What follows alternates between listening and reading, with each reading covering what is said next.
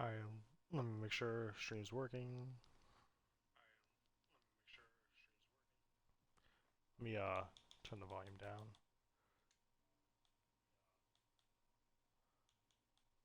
Damn, that shit's loud.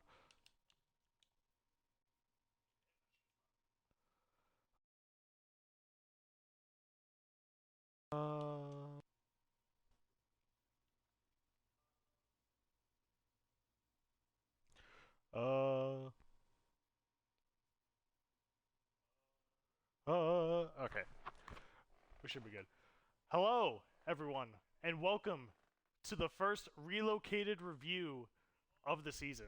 Turn my shit down. I am your host, Commissioner of the Relocated football series, Miles, or Smiles. You can call me whatever. But we are here today to review what we have seen so far in the Relocated Season 2. A lot of good teams and a lot of shit teams, and a lot of surprising developments. First off, I wanted to clarify that last year I did the first one, on after week 4. Usually I don't wait this long. I mean, it was only one season. Why would I usually wait? I only did it one time. Anyways, uh, yeah, I didn't do it week 4 mainly because there's not a lot of information to go on. I mean, it's only 4 weeks out of the 18 weeks that we have to do. Plus, a lot could change. A lot could change during that time, and I don't want to make too early predictions. I also didn't want to waste time in a whole review just after, excuse me, 4 weeks of doing it. So that's why we're getting the first one here halfway through the regular season, and then indeed is halfway through the regular season. This is just after week 9. So some teams are not going to have exactly the same amount of wins slash losses because some have had bye weeks, some are currently on a bye week, and some have not had a bye week. So we just got to take that into account. But what are we going to be looking at today? Uh, Very simple.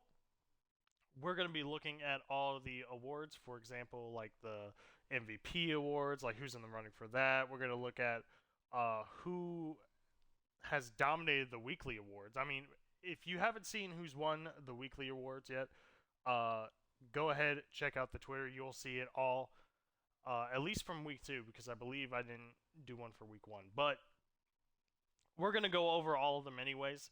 I also put up the injury reports on the Twitter account. That's at Relocated Series. It's on X, actually. Twitter, X, whatever. I still say Twitter. But that is where you will be seeing all the injury reports going into the week. You'll also be seeing all the weekly awards and the results from the games. But we usually stream the games on Twitch, just like how we're streaming right now. But this will be uploaded on YouTube. I didn't really put out an announcement of watching this live, so hopefully we don't get any live viewers. But if we do, don't really care. Either way. Oh, and we're also going to look at every other team and see how good they are, see how bad they are, see what we can expect from them in the future.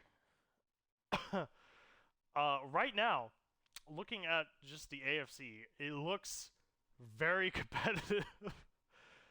I mean, look, what? Like, I see a lot of 5 wins, a whole 4-win division.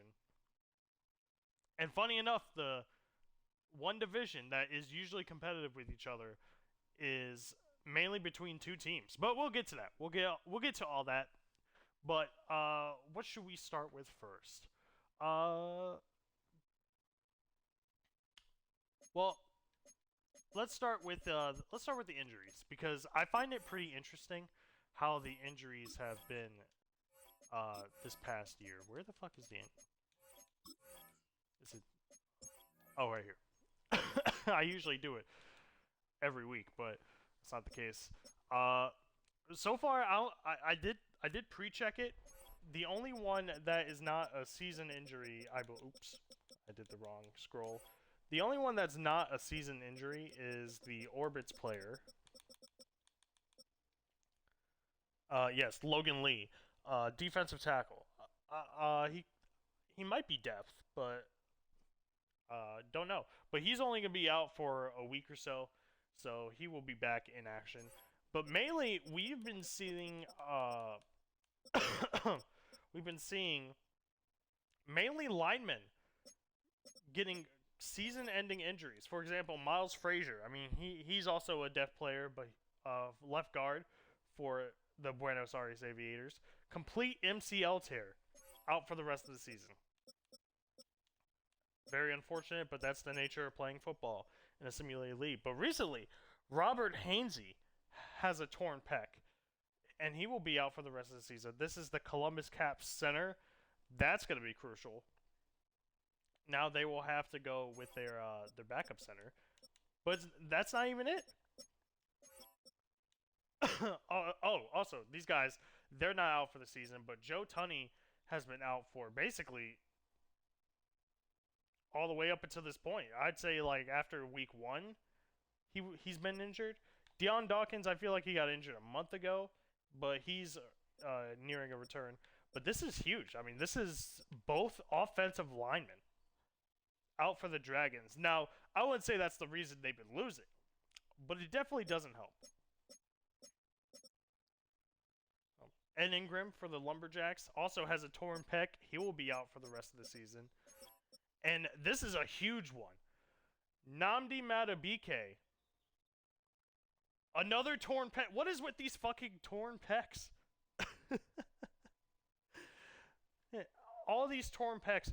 Defensive tackle for the Houston Oilers. Also, team captain. Also, on the Oklahoma City Bison's team that won last year. He will be out for the remainder of the season. That's going to be a huge blow for the Oilers' defensive line. Especially considering the fact that they're actually doing pretty decent. But that is all the injuries, really. I mean, it's just a couple linemen that are bound to return within the month, and then some that are just done for the rest of the season.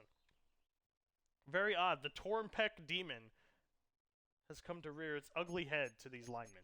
But those are all your injuries right there. Now, let's go to the awards, the in-season awards. So, I usually post the weekly awards on Twitter, but we can just see the top players. Just skim through them real quick. This is week 1. I don't know if I posted week 1. But, as you can see, there is a trend.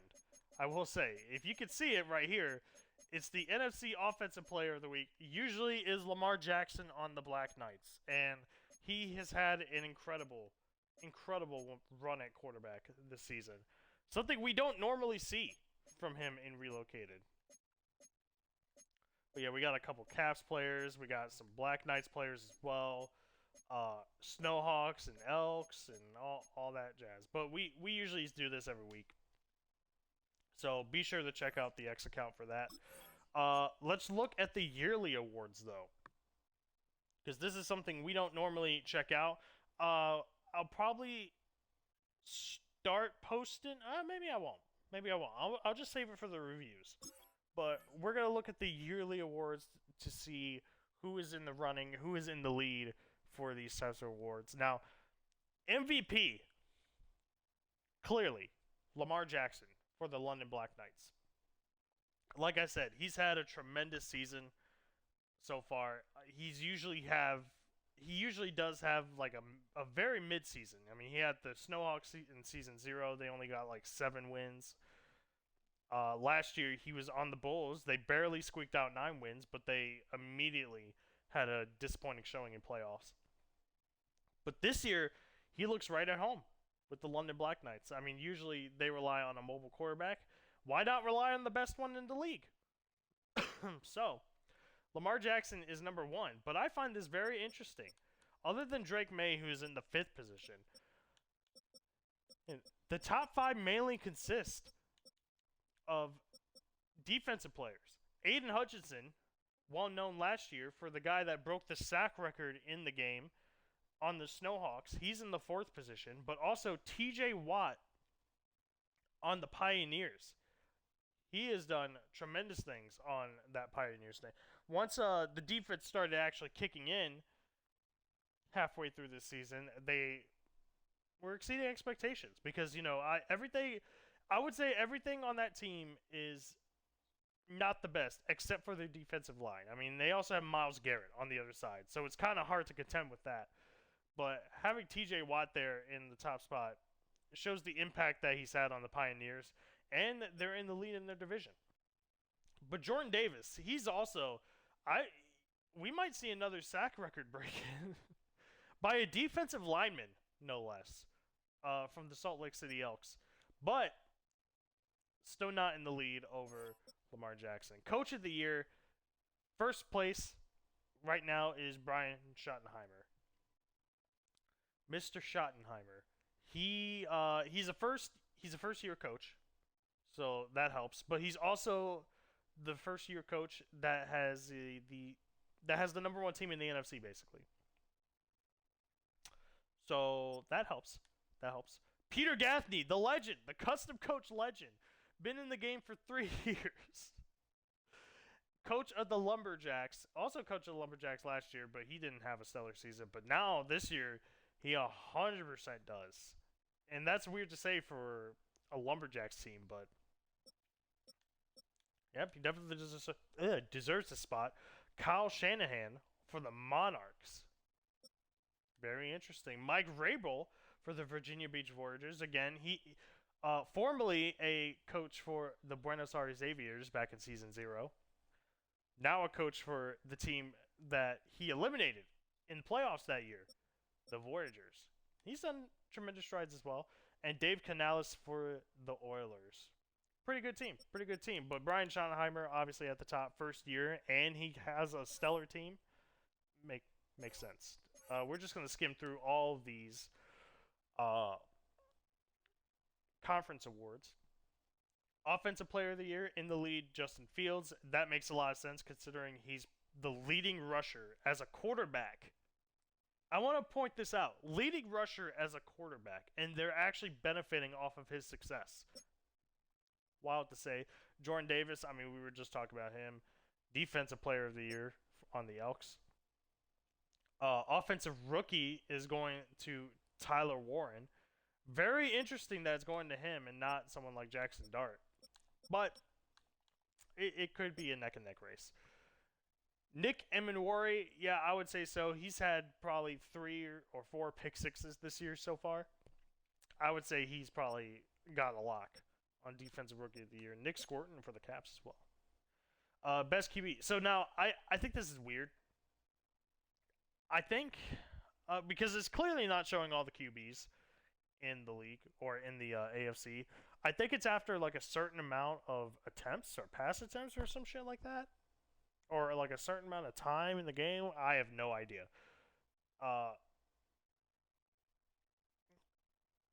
They'll be eligible for this award. But as you can see, not even half of the QBs in the conference are in in this category. There's only 6. But the number one being Josh Allen for the Riverhawks. And I like to agree. Tony Pollard for running back. I would like to agree to that as well. However, he's kind of slowed down in the past couple games. Malik Neighbors as wide receiver for the Rio Riverhawks, the best wide receiver in the AFC. I would tend to agree. However, he's got some good company up here. He's got George Pickens, Xavier Worthy, DK Metcalf, who's done wonders for the Caps. Best O-line, Ross Matisic, Jordan Davis, best defensive lineman, of course. Trent Simpson for the Caps, best linebacker. Travarius Ward for the Lumberjacks as the best defensive back. And we'll get into why that is. And Riley Patterson, the best kicker, belonging to the Condors. On the NFC side, we have the Offensive Player of the Year, Lamar Jackson. I mean, he's just so good that he might as well be. But, interesting enough, 3 Black Knights players in the top 5, along with Drake May and Brandon Ayuk. Oh, it's kind of funny how we're talking about him after the news this past week. But anyways, Abdul Carter, the Defensive Player of the Year for the London Black Knights. Nate Landman, Nate Landman, Landman, for the Steamers also up there. But Abdul Carter has had, uh, but you know he does. I don't know. I feel like Josh Hines Allen is probably up there better than Abdul Carter is, but maybe not. Maybe I haven't been really paying attention to his game that much.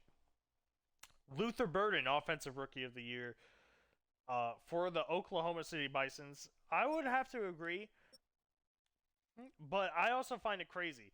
Kinshawn Junkins, he was probably out for like what a whole. He was out for a whole month, so he's only had 5 weeks of work, but he is number 3 on this list. I do think Harold Fannin though should be higher than Luther Burden, if I'm being completely honest. But it's not here or there.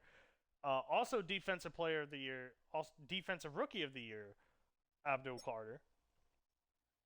And now only 3 quarterbacks have been recorded for this award for Best QB: Drake May, Brock Purdy, and Daniel Jones. I don't know why, but sure.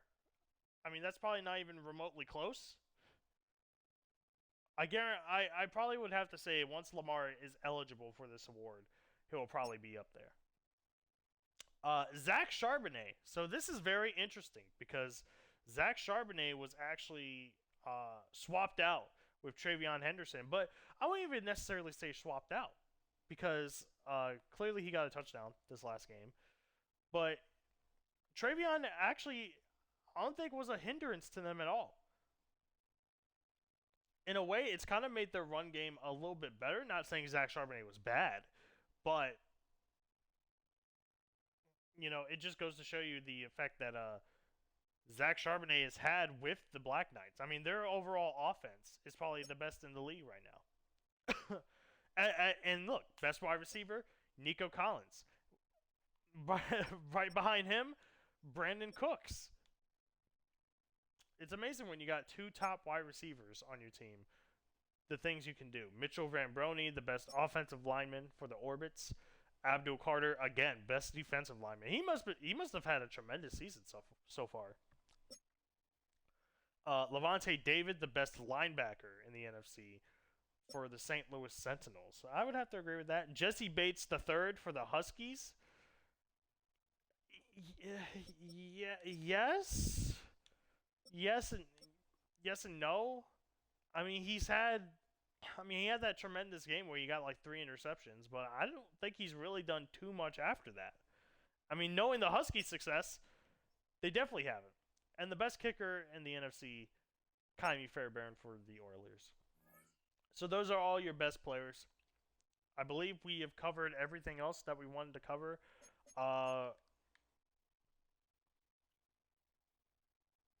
Here are the season stats, the top 3 for each, for passing yards, rushing yards. And see, look, Justin Fields in the lead for rushing yards, but he's not even a running back. He's a quarterback, and he's outperforming every single running back in this league. Receiving yards, DK Metcalf leading over Malik Neighbors and Terry McLaurin.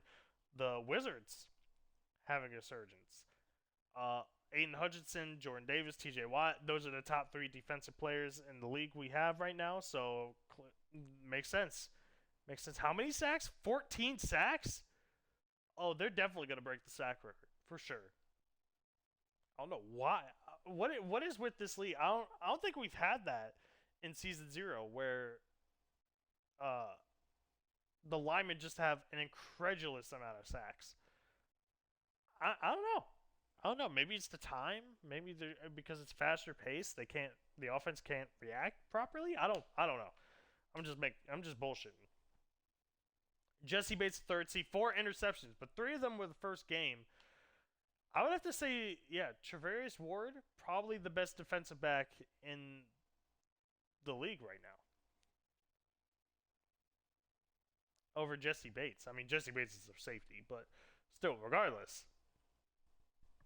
I would say so.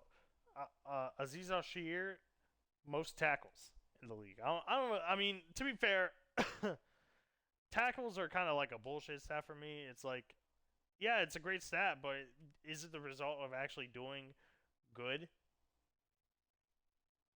Probably not. But that's it. What? There was something else I wanted to talk. Oh, the college players. So last year I wasn't able to put the actual draft class in due to the fact of it being too late because I wanted to do it in the part of the aftermath series, which is why you guys didn't see an aftermath series because, well, basically I fucked it all up. But I put in, I downloaded as I said. Yep. Hold on, I'm getting a fucking call. They're fuck them. Uh, yeah, I imported a draft class, the current draft class, and with their rankings based off of their actual uh drafted spot in the actual draft.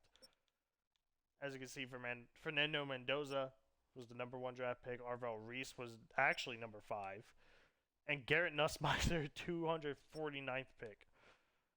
Huh. Then we got David Bailey, Peter Woods, Ty Simpson, Carnell Tate, Ruben Bain, Jordan Tyson, all that jazz. Caleb Downs, yeah. See, so we got them, and we're ready to do the aftermath once that happens. But just so you know, I did import a draft so that way we can be able to look at aftermath of this relocated season. But that's really all I wanted to talk about there, so we don't have to ever talk about that again. But now let's get into the actual teams. If we go to the standings here, just from a standings standpoint, Jesus Christ. The bottom 5 teams: Canton Tigers, Anchorage Huskies, Sacramento Nighthawks. That's a little bit shocking. The Louisville Thunderbirds, also kind of shocking. But the most not shocking one is the Dublin Shamrocks in the worst spot. We'll get to them. But the top 5 teams, according to the game in terms of standings, in number 5, the Melbourne Monarchs. Number 4, the Austin Armadillos. Number 3, the Salt Lake City Elks. Number 2, the London Black Knights. And the number 1 team, the Vancouver Lumberjacks. This has to be like a point against type thing. I have no idea. Wow, I just realized the Lumberjacks never lost at home. Oh, neither did the Black Knights. So what's their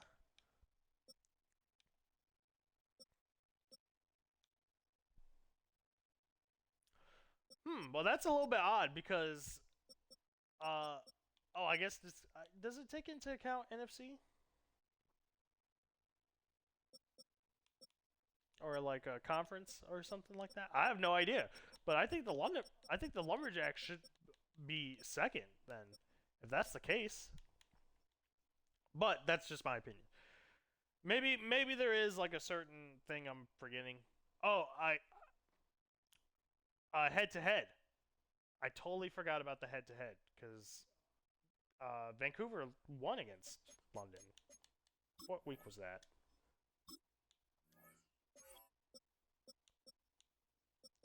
Was that last week?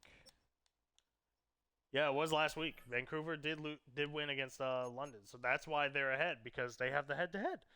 Crazy. That might come into play when we get to the booster draft. But anyways, let's get to the actual teams. I'm gonna do it by division, so that way I have a clear, like, organized way of looking at teams. First off, let's look at the AFC East. Obviously, we got to go with the AFC East first because we got to talk about my team, the Virginia Beach Voyagers. Cap it off at 5-4. Now, theoretically, they should have a better record than they do. Unfortunately, they had an upset lost to both the Monarchs or not the Monarchs, the Mounties in their division, and the Oklahoma City Bisons. I mean, we can actually go to it right now. Uh, last week, now I mean, is Austin.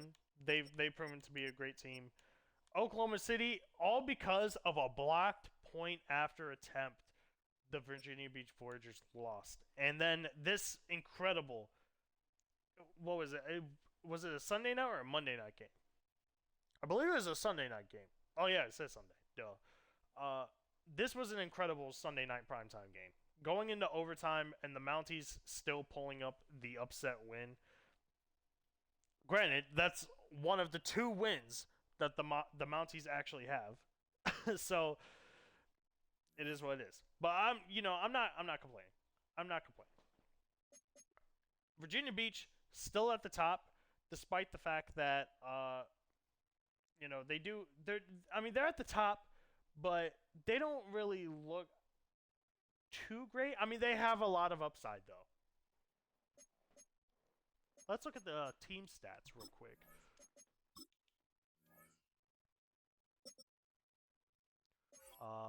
We go to this.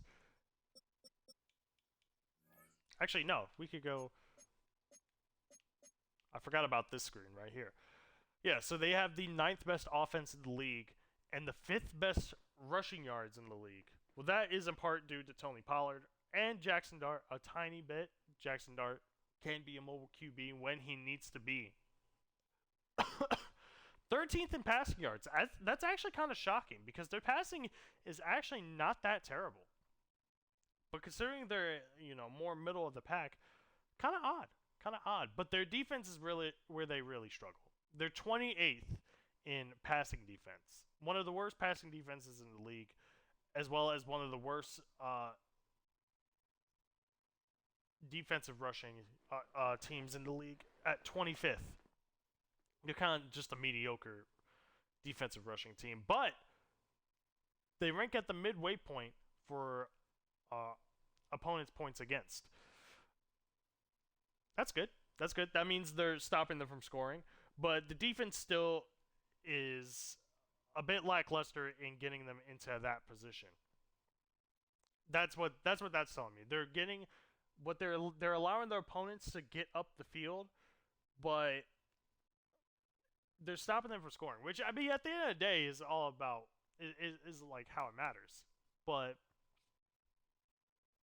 no, it's the defense still lacks any type of defensive passing, and that's crazy because look, they have Devin Witherspoon and Demario Davis or whatever his name is. I think that's Demario Davis.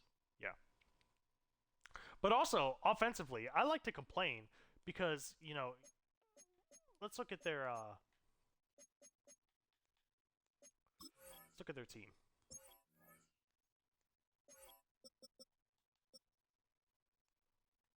So, this team, right, has Jamar Chase. You want to know how many points he has? Wait, why is it? I don't want to. I want stats. Oh, I got it. Oh, I know where to go.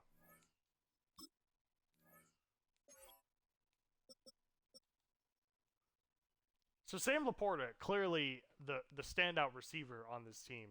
I mean, he's shown tremendous things as a tight end. I'm honestly shocked that he's not the best tight end in the league right now. But they also have Parker Washington. He's been very active as a member of this team. Jamar Chase, he's done pretty well. So I mean, before last week, he didn't really have he had less than 300 yards passing and less than 30 receptions, and he didn't have a single touchdown on the year. Now, note, this is Jamar Chase. I believe this was their first round draft pick, and they weren't utilizing him at all. So maybe now after this last game, they did start utilizing him last game. I mean, he got I don't even know how many yards he got. But what I also noticed is Luke McCaffrey, that excellent uh, last touchdown that they got against the Mounties. That was an incredible moment in the season. But they're also utilizing Isaac Tesla more. So interesting to see where the depth of the wide receivers go for this team. But overall, this team does have a lot of upside. But they need to get their defense uh, into shape because there's no reason why this team shouldn't be doing as bad as it is. It's partially why they have been losing. Well, I wouldn't say it's partially why they've been losing. It probably is the reason why they've been losing. But let's move over to a team that has really come into its own in the past in the past month, really. That is the San Juan Wizards. Now, let's look at their schedule real quick. At week 5, they were 1-4, right?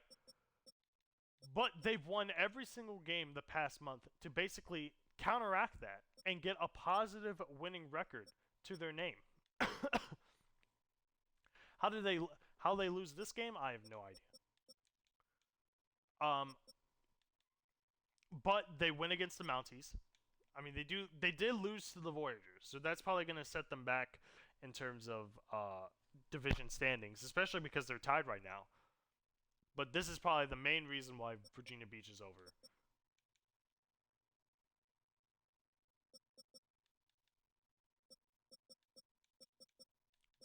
I wonder why it says played 0 times, even though I absolutely...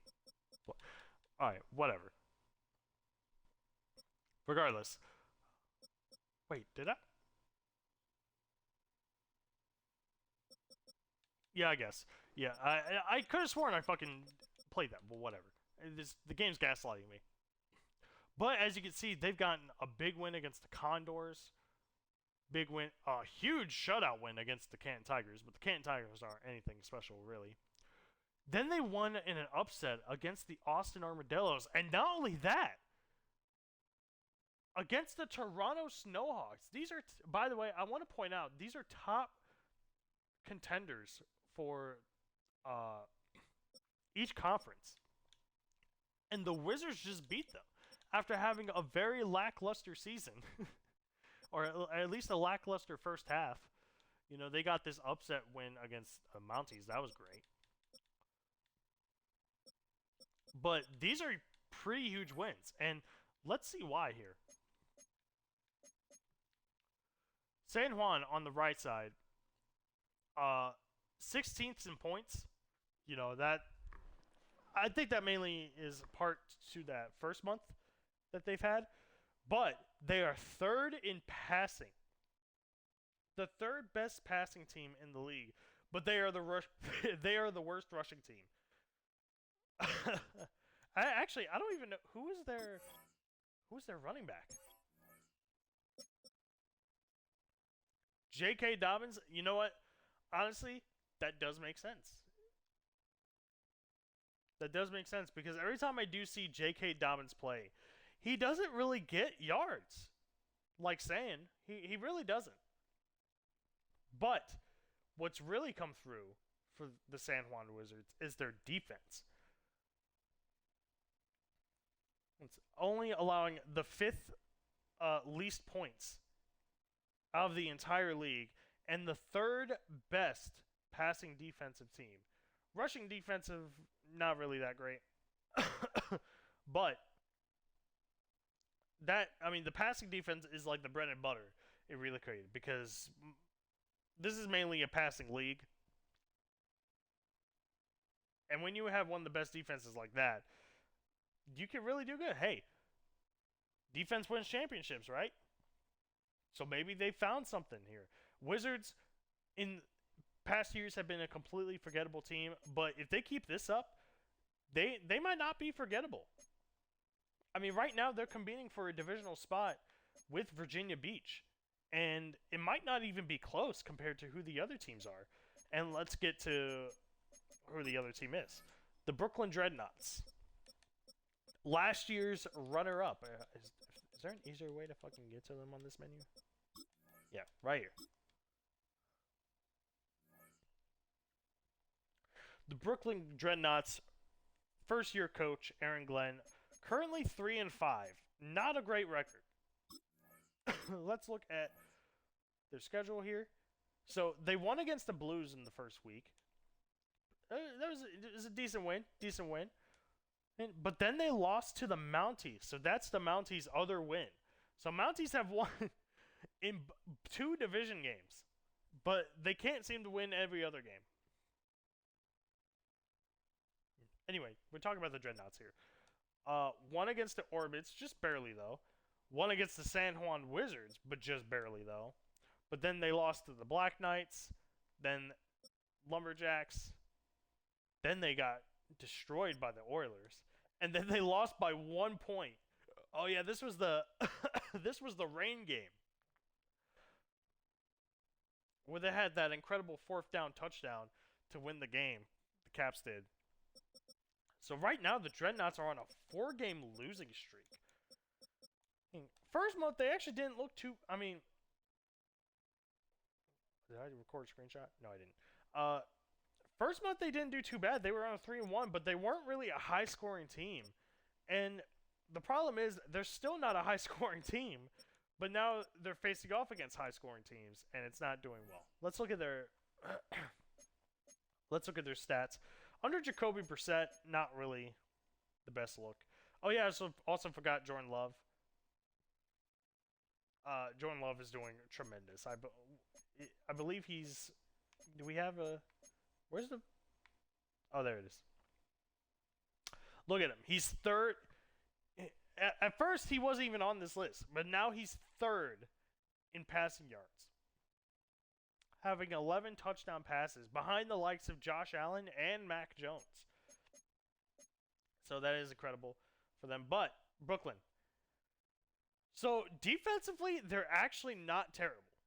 They actually rank 8th in passing yards and 6th in rushing yards. So overall, their defense isn't too bad, but they can't stop the teams from scoring as they're a middle in the pack. But what's really hindering them is the offense, as I'm seeing. They allow the 29th. They allow the 29th. They're 29th in points themselves. Yeah, 29th in points themselves. 27th in passing yards. 23rd in rushing. Not great. Look who's on their team. If we allow that. Jacoby Brissett, obviously, number 1. Number 1 running, fucking quarterback on the team. Then they have Jahmyr Gibbs at running back. And look, their morales are low. Because what are they doing? Scott Matlock, lol. And then, of course, you have A.J. Brown, Marvin Mims, Jalen O. It's not like... And McCall Hardman as well. It's not like this team has bad players. David Njoku, even. This offense should not have bad players, but yet... this team can't put it together. I mean, they got 3 wins, but they have not won anything recently to convince me that this team is anything special. Not special like last year with Baker Mayfield. So, they don't have a lot of time to put it together. 3-5, not a fantastic record, especially when you got the likes of Virginia Beach and San Juan popping off. But doing even worse than them, and I don't even know how this is possible. The Montreal Mounties. 2-6. Now, before we get into anything, look at the team. Baker Mayfield, who was on the Brooklyn Dreadnoughts team that made it to the Super Bowl last year, brought them to that. Kyron Williams as well at running back. Territo McMillan and Kirk as their top wide receivers. I don't think it's a bad wide receiver group. Oh, and Rondell Moore, rest in peace. And tight end even. Their tight end are not. The tight ends are not bad. They even have a look. They have Tristan Wirfs as offensive line. I mean, their offensive line isn't really too great as well, but George Karlaftis, Alex Highsmith, Mason Graham, like that defensive line should be killing it, and they're not doing enough. They're not doing enough to win the games. Like the point is, they have a lot of stars on this team, but for some reason, they're terrible. And look, it's mainly because of their defense. They're one of the worst defenses in the league. 32nd in points allowed. They're 30th in passing yards, or defensive passing yards, and 30th in defensive rushing yards. Holy shit. That is actually atrocious. I mean, we can look at the offense. I mean, they're 8th in passing, but does it really matter? Does it really matter when your defense is this terrible? What? Like, I don't even understand. Let's look at their schedule to see if we can pinpoint. I mean, their 2 wins come. I mean, they score very high against their division. But everyone else, they just kind of. As a matter of fact, they kind of look like they got worse after their bye week. Only getting 7 against the Oilers and 3 against the Elks.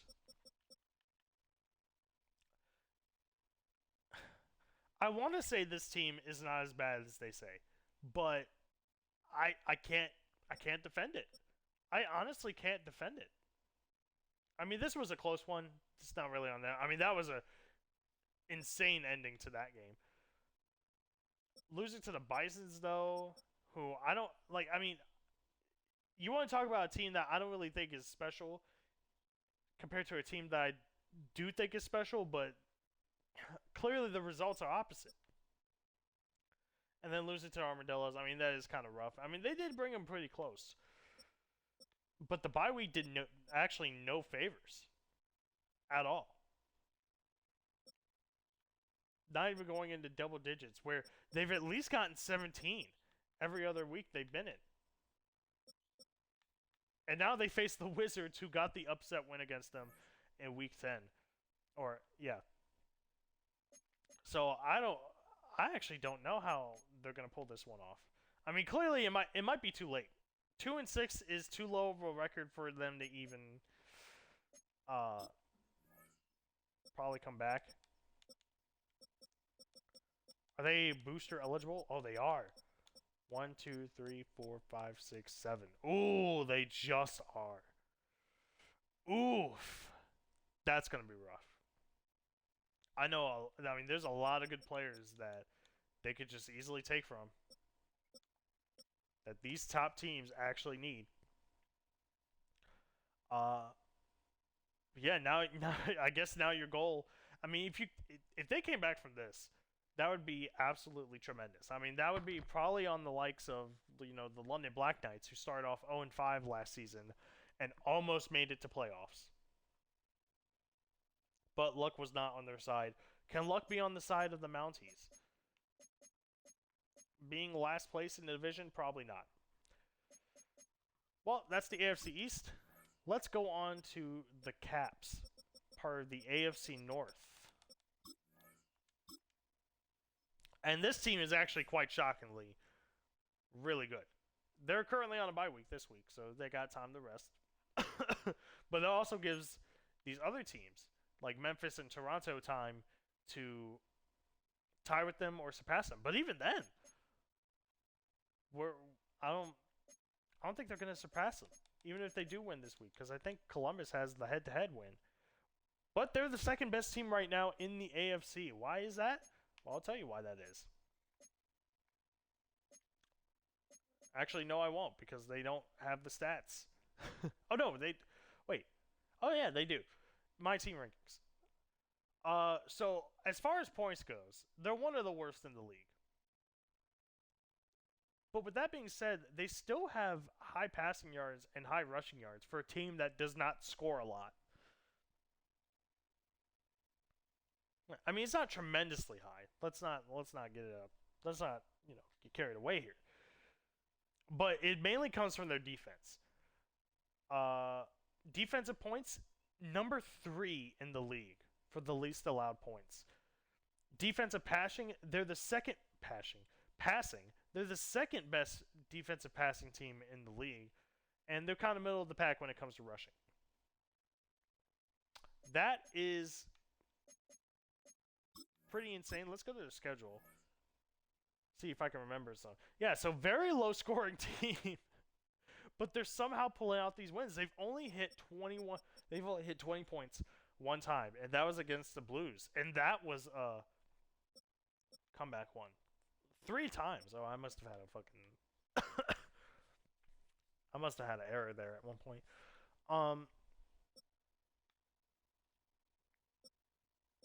But 7-6 against the Dreadnoughts. I mean, they won their last 3. 31. Oh, never mind. 31-7. They got the most points this past week against the Sentinels.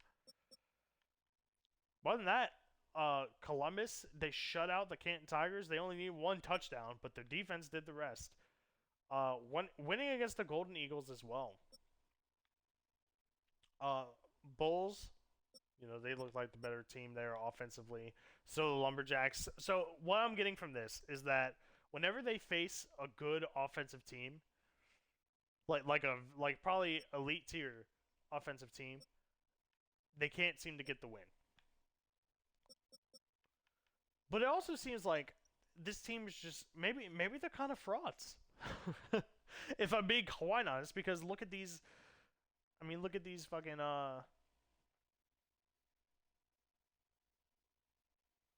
what's it called? Look at these damn scores. I mean, look at the Husky score. The 17-14. Huskies won the worst team in the league. And yet, they barely outscored them by 3 points. But then they got walloped by the Thunderbirds. An 0-16 shutout loss. That's insane. Especially because that's Louisville's only win this season. Weird. Columbus have one of the best defenses, and Thunderbirds have one of the worst turnover rates, but yet they still picked up the win. Crazy. But then it came down to the division, and the Blues at the time were at the top, but Columbus came back to win that. Columbus came back to win this in the rain game, and then they just dominated the Sentinels. So maybe this bye week will allow them to look over what they need to do as far as offensively goes. Because offensively, I'm not really convinced, but defensively, I am 100% convinced that this team can go very far. And they're facing the Blues in Week 11. So that will be interesting to see as well. But despite them being at the top of the AFC North, they still got a lot to prove. If they could keep this motion going, then maybe they have a chance to make playoffs. I mean, honestly, out of all the teams that I see, 3 teams from the division making the playoffs, I would probably, I'd probably say the AFC North is that division. I mean, you got your clear contenders, Columbus, Memphis, and Toronto. I would say they're the team or the division to most likely have 3 teams make playoffs. But with that being said, let's go to another team, and that is the Memphis Blues.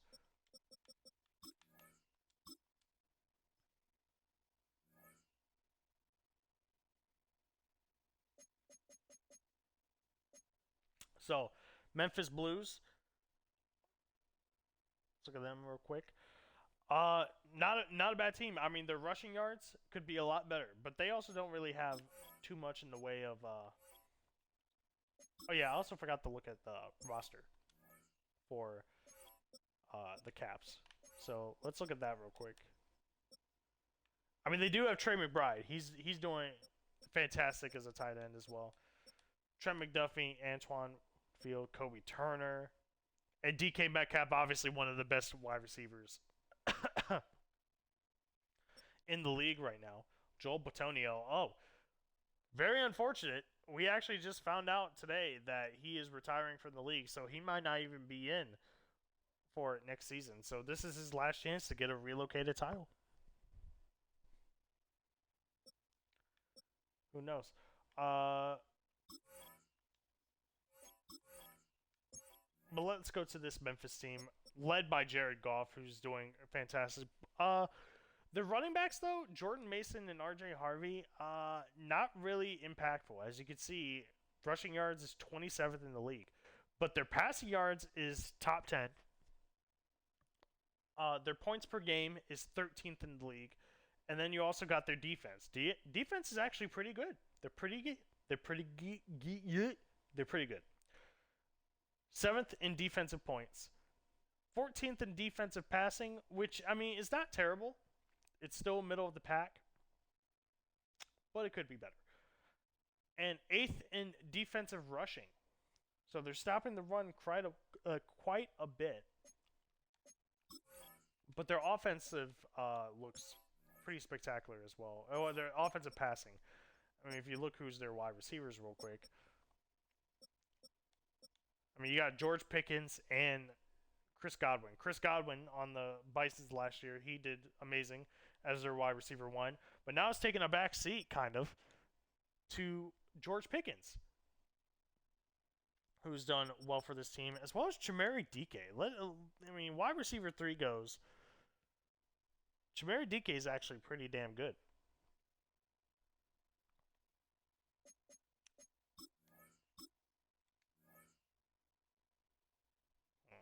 Fucking phone keep interrupting me on my damn phone. So, the Blues.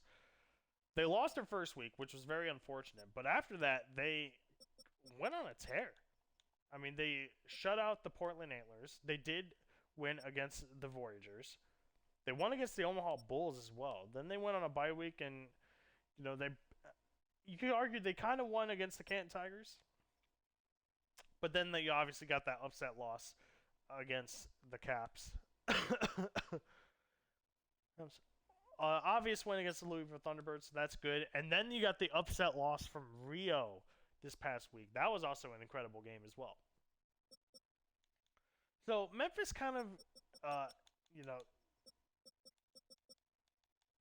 it's kind of unfortunate their losses as well. I mean, this was a comeback loss. This was also a comeback loss.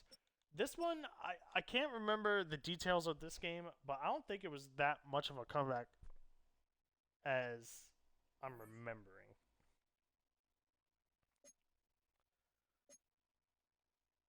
I'm not really sure, but they are allowing these losses. They can't finish out these games, especially against the Caps. That definitely hurts them in terms of the division standings. I mean, clearly you see they're behind, but because of that loss, they might not even surpass the Caps in the division. But this week is the week to do so because they are facing the Condors in prime time. And the Condors also have something to prove in their division. Regardless of that, Memphis Blues, still a good football team. Honestly, I'd probably see them winning the division again. If you want my honest prediction, I don't think the Caps are going to win this division. I think they might flounder, but I don't want to speak too soon. Knock on wood.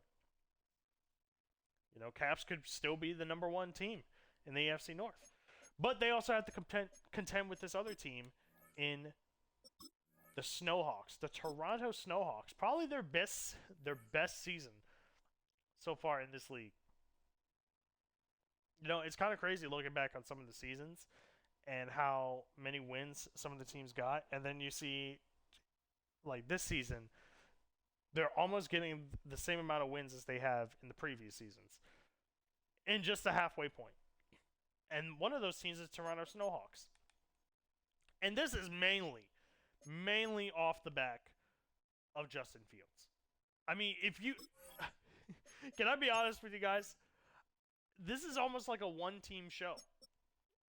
If I'm being completely honest. I mean, you got Marvin Harrison, Dontavian Wicks, and Darnell Mooney. I'll be honest, and Jawan Johnson as well. But I'll be honest,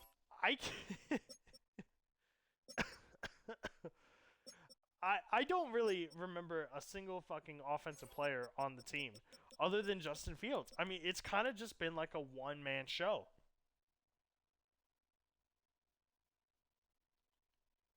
I mean, need to remind you. I mean, look, second in rushing yards. Now, can we go to team stats real quick? Or this. Let's go to player stats. Rushing. I mean, okay, Travis Etienne. You know, he has a decent amount of yards. Decent, nothing anything spectacular, and he's had more attempts. I mean, well, actually, that's probably not a good thing compared to Justin Fields, because 60 attempts. He's he's done less than Travis Etienne, and yet he's over doubled his yards. My goodness. It's like the teams can't stop him. It's like the teams can't stop him. But let's look at their stats again. So they're 17th in points, which is good. But also, this might be a one-dimensional offense. As good as Justin Fields is, you know, this mainly is a running team. And this has been the common case with every other team he's been on in Relocated. You know, he was on the London Black Knights, which, I mean, he was kind of decent at both, but it was also mainly a rushing game for them as well.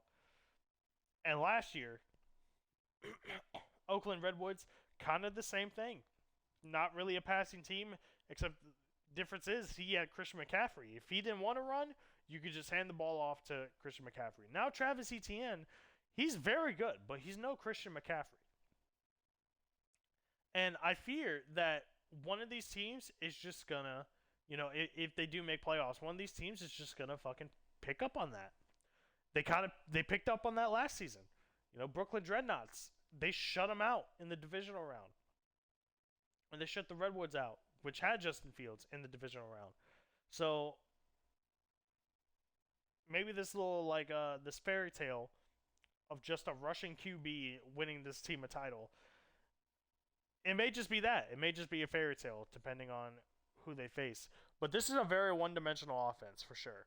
I mean, they're the worst passing team in the league. It's mainly because they just don't pass. If they have an option to run, Justin Fields is going to run. As you see right there. Defensively, they're good. They're good. Nothing spectacular, though. Their defensive rushing is great. But middle in the pack at defensive passing, as well as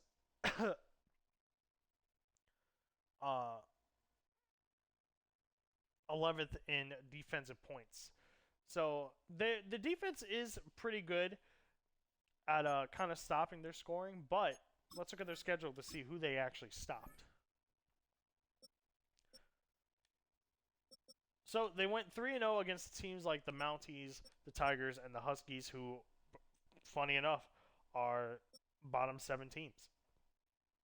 But they faced the Elks, and there was kind of like a clear difference between them and the Elks. But then they lost to San Antonio, and that was a tough loss for them. Shut out. I believe this is when the defense started to really peak for the Pioneers. Now, they did beat the Nighthawks, just barely though. But they did get a good win against the Sentinels, and then they lost to the Wizards this past week. So, I mean, it's not really much information to go off of just these wins. I mean, they've beaten the low teams, and they can't really seem to get the job done against the high teams, like the Wizards. You know, honestly, that kind of makes sense. That really does make sense in terms of the schedule. They're just really beaten up on low teams. And who they face this week? They face the Bulls. So this would be a test week for them. Can they actually do good against good teams? Because the Omaha Bulls are a good team. With that being said, we got to go to the red-headed stepchild, or should I say the orange-headed stepchild, in the Canton Tigers, and see why the hell they're 2-6.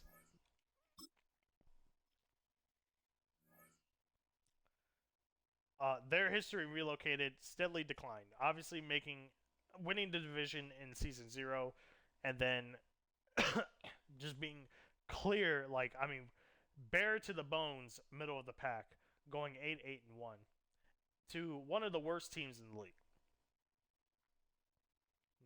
Offensively, the worst point scorers in the league.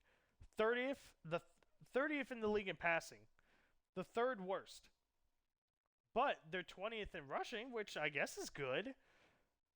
But I mean, they're no Justin Fields, like I said. Like they don't have that talent.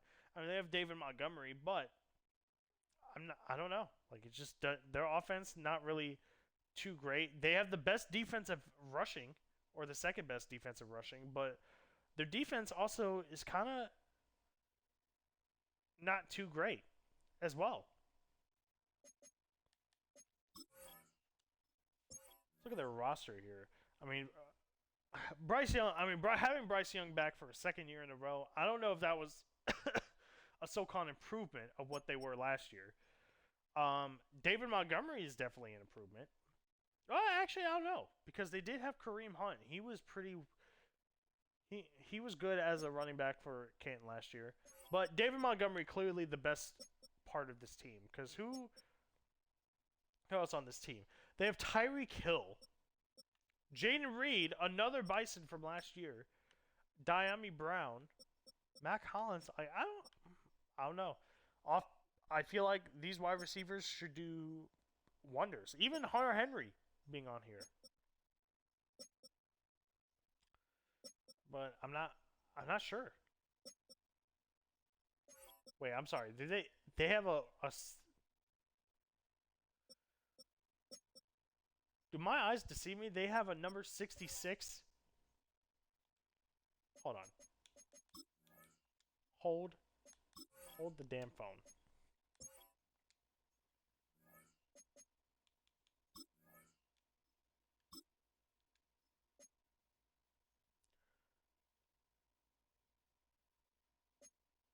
Huh.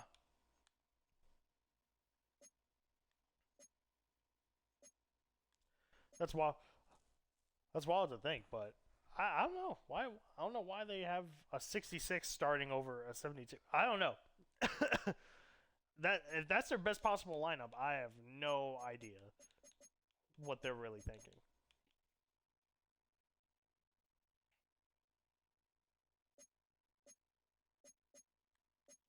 Yeah, I have no idea. Is it because of injuries? No, there was no injuries. So I have no idea. Canton might be they might be bugging. Who knows?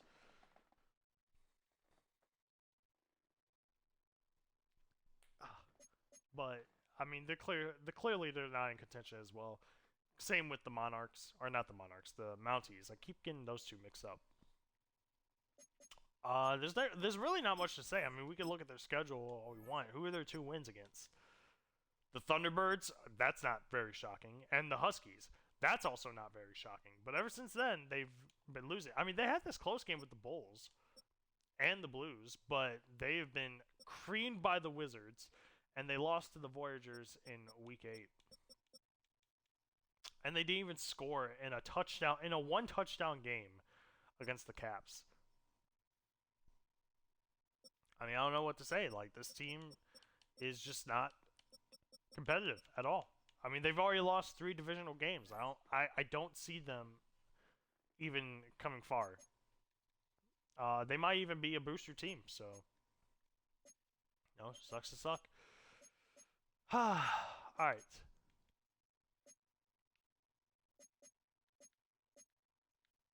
Just a reminder, we are going through every single team. So if you want to skip. That's fine. I mean, I'm not really going too in depth with the teams. Maybe we will in the future, as far as future seasons go, depending on how big we get and depending on if we get someone else to do it, because I really don't feel like going through all that mess, especially in a week's time. But for now, we're just gonna slightly go over all teams and see where we see them going into the future. Right now, we're heading to the AFC South, and kind of crazy that the top 3 teams have 4 wins. Let's start off with the number 1 team though, which is the Pioneers, also division winners last season, mainly off of their defense, and it's looking like it's going to be The same case again. Because if we look at their team, Michael Penix, I mean, you have Rico Dowdle. Definitely the best part of their offense is Rico Dowdle.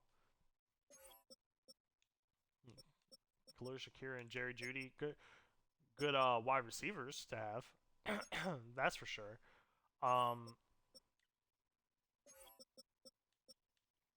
But if we look obviously at their defense, especially the defensive line, how this team was allowed to have Myles Garrett and T.J. Watt on the same line is very crazy.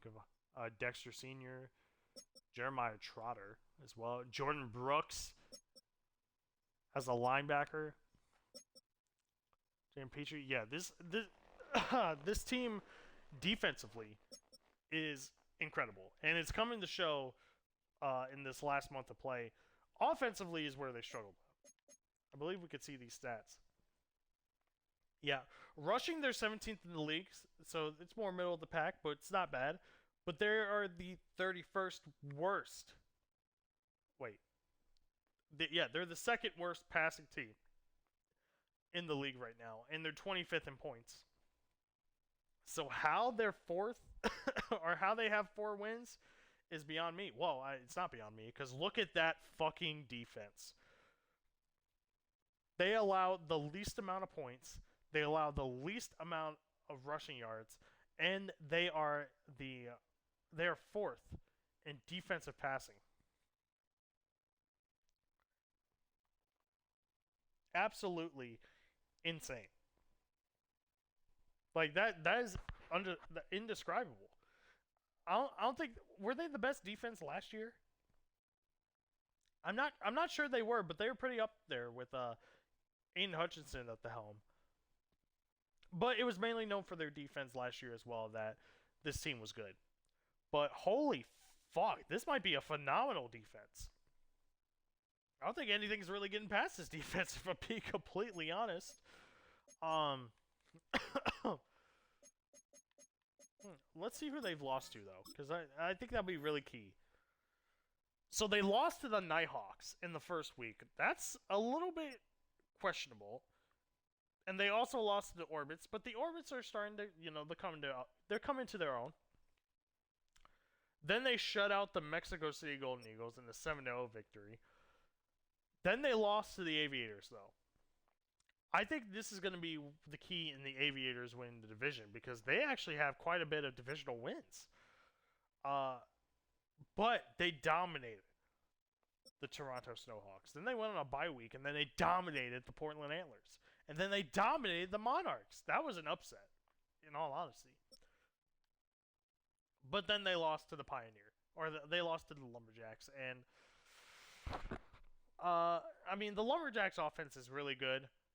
So it's kind of hard. It's kind of hard to judge depending how the defense actually does. Because, I mean, look at look at how many points they've allowed. I mean, they've lost a game where they only scored. I mean, I don't know. I think the offense is holding them back. That's mainly what it is. We might. Funny enough, it reminds me of the Season 0 Buenos Aires Aviators, who made playoffs. San Antonio might make playoffs, but offensively, it's not going to get them there. Defensively, it might. Defense wins championships, like I said, but again, they're not the worst offense in the league. I mean, they're one of the worst passing ones, that's for sure. But they're not the worst offense in the league, as far as I'm aware. I don't know. Maybe I would have to crunch some fucking stats and see if overall they are the worst. But defensively, it's hard to argue that they're one of the best.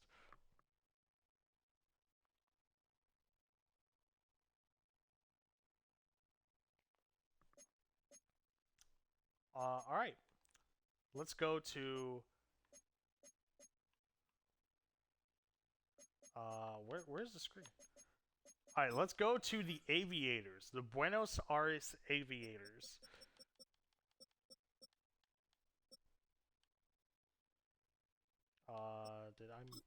Oh yeah, because it's a custom coach.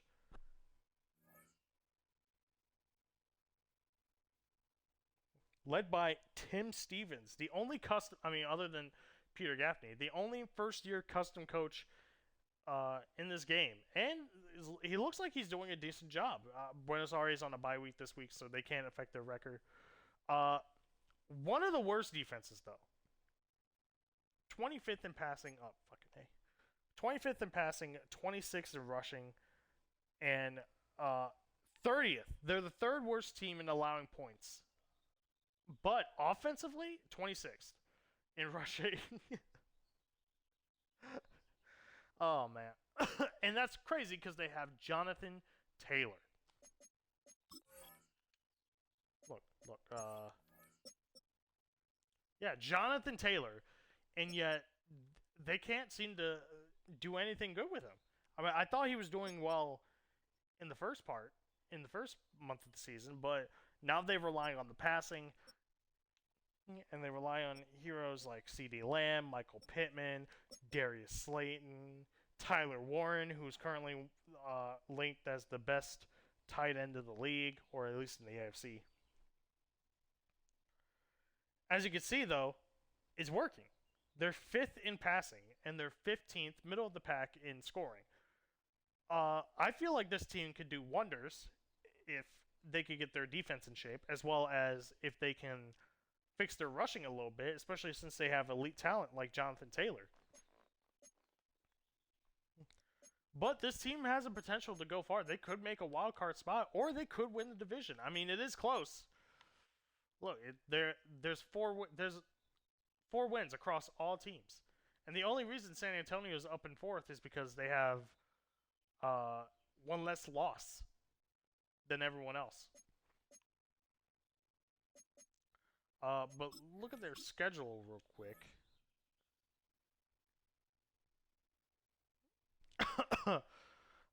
So they barely lost to the Lumberjacks in week 1. That was a close game. I think that was a very unfortunate game for them.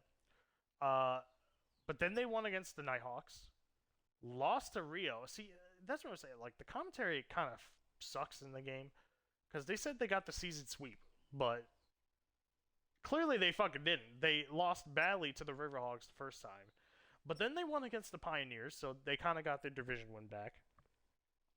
Lost to the Desperados pretty bad. Won against the Redwoods barely. Lost to the Voyagers. I believe they were in comeback mode at that point anyways, so that's why the score seems closer than it was. But they etch out a win against Rio. But then they lose terribly to the Condors. So now they're on a bye week just to reevaluate. But now they're facing the Pioneers again. And that's going to be tough.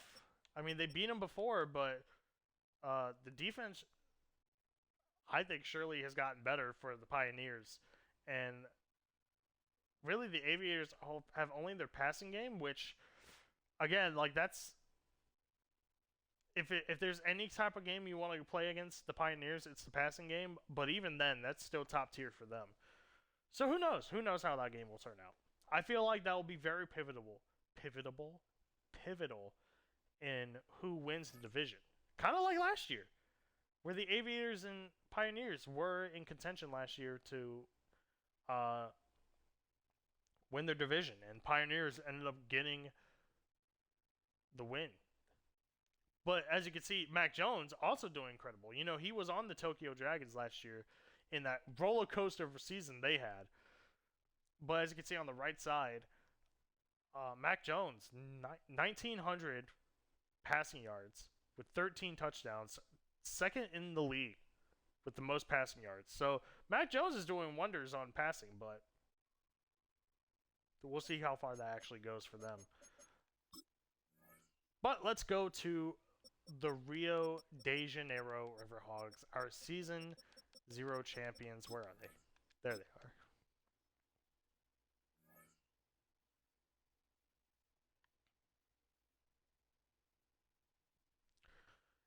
Passing. They are the best passing team in the league, bar none. With Josh Allen, I mean, look, there's even the stat. Where's the stat? Look at that. Number 1 in passing yards. 1995. 14 touchdowns.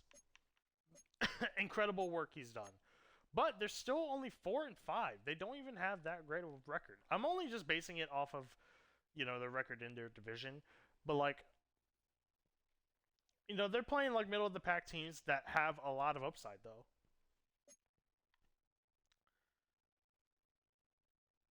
But clearly one of the best passing offenses and the top 5 in scoring offenses. 5th in scoring as a team. 14th in rushing, which is actually not too bad considering who they have. I mean, Rachaad White is not the player that he once was, but still doing good enough to get 14th. Defense is where they struggle a little bit. 21st in defensive passing, and they allow the 23rd most points. 23rd most. How would you even phrase this? Defensive points, they're 23rd. There we go. I just gotta say it like that. Rushing yards, they're top 10 in defensive rushing. So, in all honesty, not really too much in terms of like. It's nothing really impactful. I mean, other than like the passing offense, that's for sure. But they're still 4-5. Now let's go over the actual roster to see who they have. So they have Josh Allen, who they got in the number 2 overall pick in the draft. Rachaad White, who's gotten better for sure. Malik Neighbors, I mean he's hands down one of the best wide receivers in the game right now, and Brock Bowers as well to rely on as tight end.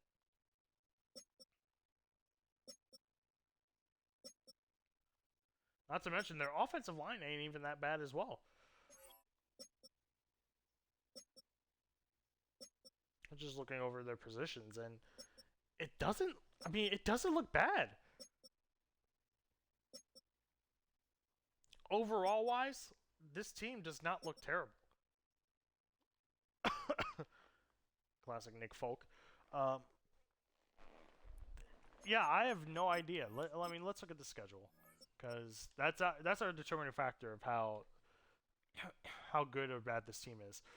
So, one against the San Juan Wizards. That's before they even like figured out anything. Then they faced off against the Lumberjacks, where they would have won if Josh Allen didn't fumble inside the 5. That was a devastating loss. They probably could be 5-4 right now if it wasn't for that. Then they took out their frustrations on the Aviators, and they won against the Nighthawks as well. But then they went on a 3-loss streak against the Redwoods of all teams, the Desperados and the Condors. So 2 out of 3 teams are good to lose to. Oh wait, they lost 4 in a row against the Aviators. That was a close game though. That was also a division game. But they also came back and beat the Blues. So I don't know, like, their offense seems to be really good. Their defense is nothing really too special. I just don't see how this team is 4-5. I don't know. I just don't see it. How do you lose this game to the Redwoods? Albuquerque was at least... I mean, all these are close games, actually.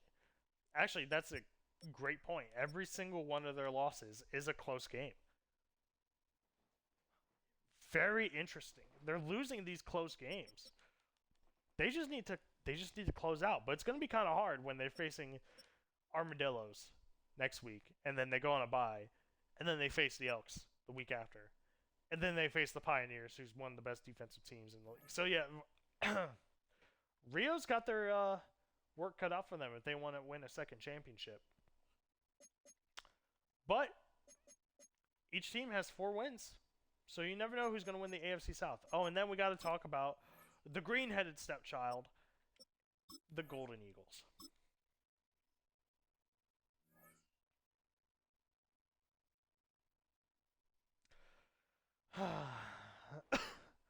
In a way, they're kind of like the Dublin Shamrocks of the AFC, if I'm being completely honest. They're slightly better than them, but it's not by much. It's...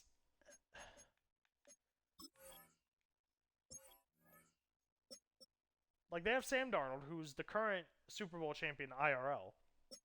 Breece Hall, Not the worst. Definitely a great running back, and they also have Jusic, season zero champion, as well as the best fullback in the league. Wide receiver wise, they're not too terrible either. They got Travis Hunter as their wide receiver one, Keenan Allen, Quentin Johnston, Dalton Kincaid. Oh my God, I already see the problem now. They just have too much reliance on Dalton Kincaid. He's gotten more touchdowns than anyone has on the team. It is wow, but like this, I mean, it's just so odd, especially defensively. Like this team can be good, but offensively, they've been very lackluster. 26 in passing, middle of the pack in rushing, 23rd in points. Defensively, though, they're not too terrible, which is weird to say. How is this team 2-6?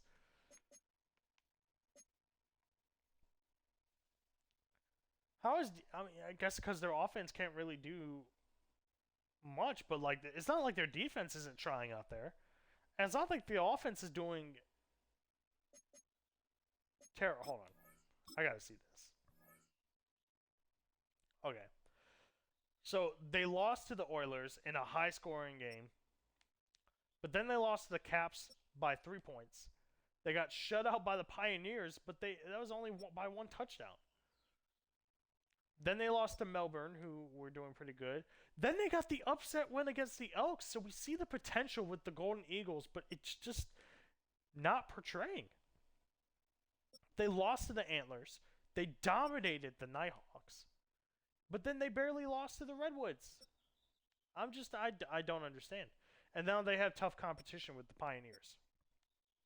Like it's just gonna be a hard road for them in the future, and like they're lucky everyone is in distance. I mean, because if you really think about it, they're only 2 wins behind literally everyone else in their division. So who knows? Just a few wins here and there, they could be the difference in Mexico City actually competing for the AFC South. But they just got to be more clutch at the end of the day. They just got to be more clutch. All right, we're going to do the AFC West, but then we're going to take a short break. And when we come back, we're going to do the entire NFC, and that'll be it for the Relocated review. So, let's start off with Salt Lake City. Kind of a golden child in Relocated thus far. This year, they're probably having their best season. Currently 7-2. Offensively, the third best scoring team, the fourth best rushing team, and the 11th best passing team. Not quite making the top 10 in passing, but they're right there. But defensively, fourth best in defensive rushing, 18th in defensive passing, so it's not really too great there. And they are 13th in defensive scoring. So honestly, it's not bad. It's not bad overall. Like they seem like a very balanced offense and defensive team. I mean, we see Jordan Davis, he's one of the best defensive players in the league at this point.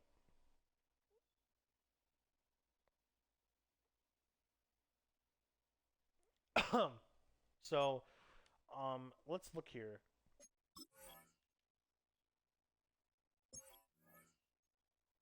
At the roster, obviously spearheaded by Jalen Hurts, who did wonders for the Condors last season. They were the best team in really the league.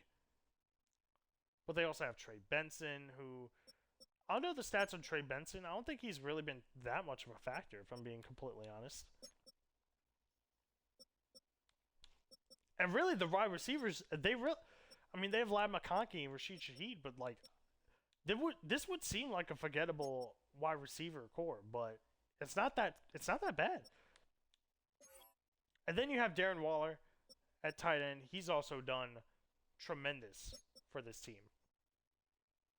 Jordan Mailata, he was out injured for a bit, but since he's back, they haven't really been terrible this whole time.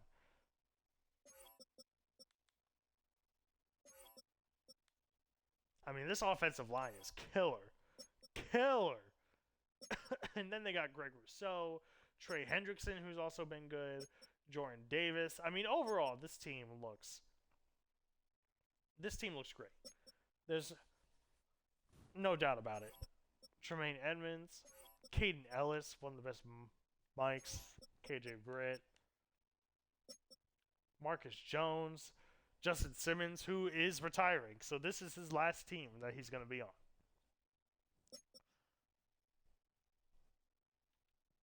Jimmy Ward as well. Like, overall, just this team, I mean, they're one of the top teams for a reason. They're in the top 3 for a reason. This team is just firing on all cylinders. They know how to execute their game plan. They know what they're doing at the end of the day.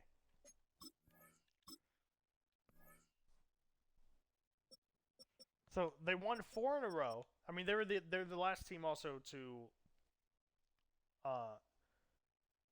be undefeated in the league as well. They won on opening night against the Condors in a very close game.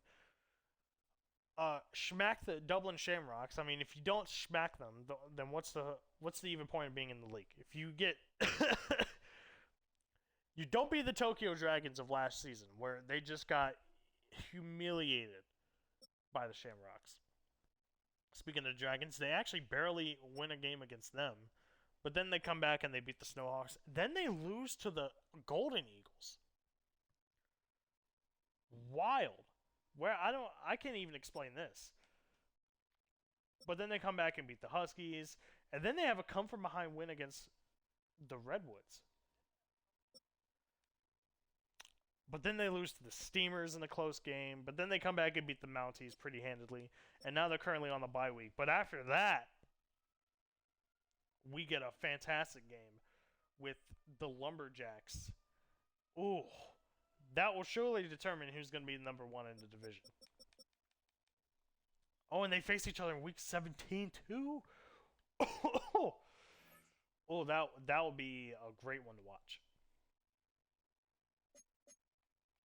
But yeah, overall, like, they're one of the best teams. They're having one of the best seasons. You know, when you really think about it, around this time, like, they were good, but you didn't really know if they were going to be, like, you know, a playoff caliber team or, like, even the best in the AFC. Now they're in contention to be the best in the AFC. There's no doubt about that. Usually around this time, it's some doubt, but now there's really no doubt. But we can't just talk about the Elks and completely ignore the Vancouver Lumberjacks, who are one of the worst teams in the league. Oh, they have a couple of breakouts as well. One of the worst teams in Relocated history now has a 7-2 record this season. I believe, if I'm not mistaken, they're only a couple wins away from getting more wins than they have in both the first 2 seasons combined. And really, can you blame them? Look, they're 6th in offensive scoring, 7th in passing. Their rushing is one of the worst, but shoot, if you've seen the passing game, it's phenomenal. Under of course, Matthew Stafford, who is a season 0 champion with the Riverhawks.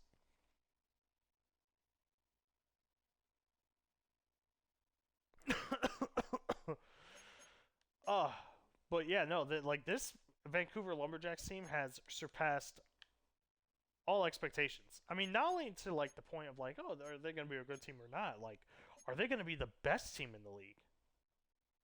Because now they're competing with Salt Lake City. And after this game, it's really going to determine who is going to be number 1 in the AFC West. And that would be amazing if Vancouver won that. Which would leave Redwoods as the only team to not win this division, despite the fact that they've been competitive too. But we'll get to the Redwoods. But let's see their roster.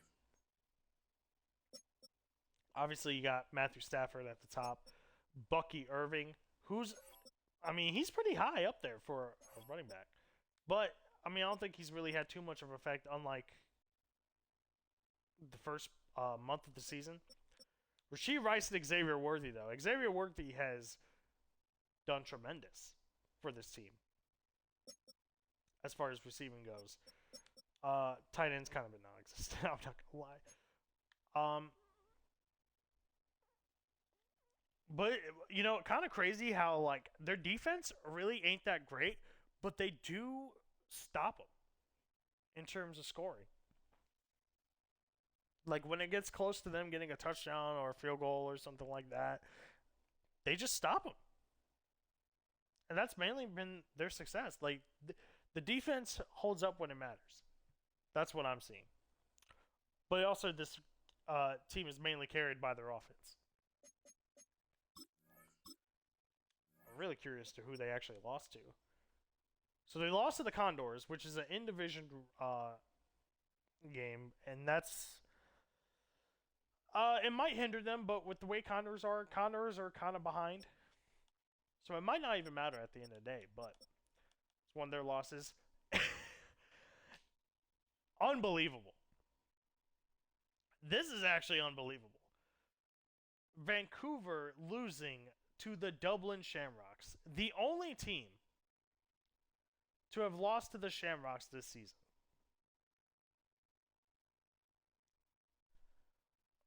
Like, what? Like, what? It doesn't make sense to me. But every other game they've won pretty good. This was a close game. Aviators. Oh no, yeah. This I forgot. This was the game where they went for 2 points and they failed. Tried to take the victory from the Lumberjacks and they didn't do it. And then the Riverhogs. There was obviously the Josh Allen fumble inside the 5. Lost the Condors, but then they dominated the Caps. Did well against the Dreadnoughts. Dominated the Dragons. And then they won against the Black Knights. And I believe this was the game that really turned it around for them in terms of like, is this team actually like a top team? I wouldn't say turned it around because, you know, we had that suspicion that they were. But this kind of solidified it. I mean, London Black Knights are a top team in the league as well. So the fact that they won against them is good, as well as the San Antonio Pioneers, who have one of the best defensive teams in the league, and they still scored 21 on them. So the next couple games, they're facing the Redwoods, and then they're facing the Elks. The Elks one is going to be a huge one. Especially because Vancouver already has divisional losses, specifically with the Condors. So again, we'll just have to wait until the week after next to see how that goes. But speaking of the Condors, we got to go to our #1 seed from last year. The San Diego Condors, led by Bo Nix. As you can see, Derrick Henry also at running back again for second year in a row for this team. Amon-Ra St. Brown, as well as their receivers, done pretty well. Trey Tucker, also not that bad either. Keon Coleman, not bad either. Seems to rely on Evan Engram a lot too in the passing game. But offensively, they do pretty well for themselves. Second in scoring, the second best team in scoring, 6th in passing, 13th in rushing, which is kind of crazy considering who they have, Derrick Henry. It's just their defense that suffers. I mean, look, they're the worst passing defensive team. The 29th worst. No, the 29th. Whatever. What's that? 30 seconds worst. Second worst. They're the 4th worst defensive rushing team. And they're 27th in defensive scoring. I mean, there's not much to say. There's clearly a difference between their offense and their defense, and it's really just what's costing them these games. If we look at their schedule real quick, so they lost to the Elks the first week. whatever. It's the first week, whatever. But they won against the Redwoods. Oh, and they won against the Lumberjacks too. So they've had 3 divisional games in a row, and they come out 2-1. So that's not bad. They dominate the Dragons, but then they lose pretty. Oh my God. Pretty badly to the Steamers. Then they lose in a low-scoring game against the Wizards. Went against the Riverhawks, so that was a good win. They barely lost out against the Bulls, though. That is a rough game. That's a rough game. But they come out big against the Aviators. So I don't really know what to think of this team, if I'm being quite honest. San Diego, they look like a good team on paper.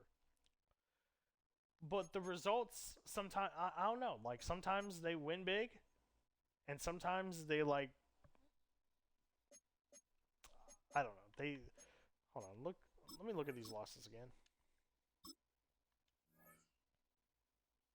Yeah, there was a close loss there. Close loss. Oh no, they actually got dominated that loss. But there was a close loss there technically, and a close loss there.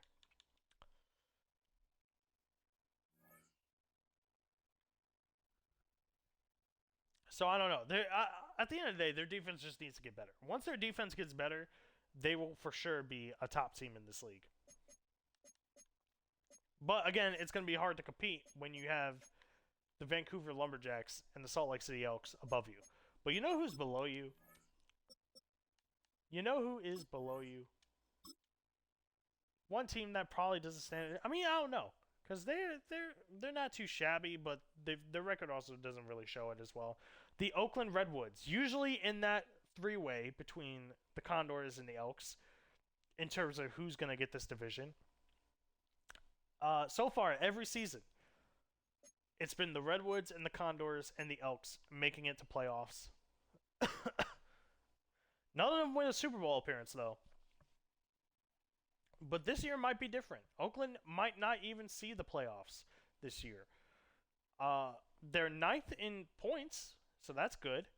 They're 6th in rushing, so that's good. They're 24th in passing, though, which is not good if you're down, especially with how your defense is. Defense doesn't look too spectacular. They're good at the defensive rushing. Passing is not that great. They just allow a lot of points as well. So it's really their defense that's kind of hindering them as well. Condors might have the worst defense in this division, but you don't really see it because Oakland, I don't know, they're just not getting wins. I mean, look who's on this team right here. I mean, obviously you got Tua turning the ball over. Tua Tugboat Viagra. Saquon Barkley, definitely the best part of this team. He's definitely, I mean, for the first play of the season, you know, that first play goes yard against the Virginia Beach Voyagers. Unfortunately, they lost that game. But it goes to show you Saquon Barkley still got it after that abysmal last season with the Anchorage Huskies. But they also got Nakua. They got Schultz. Wait, who's their other fucking... Christian Watson, Romeo Dobbs. I mean, come on. This team should absolutely be better. Maybe it's because of the quarterback. Who knows? The passing yards is not there like it should be. But let's see who they've lost to. They lost to the Voyagers, like I said. Then they lost to the Condors, like I said as well. Tied with the Steamers. So this was the first tie of the season. I mean, we come to expect ties at this point. Win against the Sentinels in a high-scoring game, but then lose to the Riverhawks in kind of a low-scoring game. Oh, no, they won. They won against the Riverhawks in a low-scoring game. But then they lost to Aviators and the Elks. All 3 score games. Wow, actually, come to think of it, they didn't really lose big until they lost to the Condors. Okay, so maybe Redwoods aren't as bad as I'm imagining them being. 17-14 against the Golden Eagles. But they do face the Lumberjacks next, so that'll be a test for them. If they win that, they might have a chance to be a sneaky team in this league. But with how their record is right now, 3-4-1, it's not looking too great for them. But it's not like they're out of the running just yet.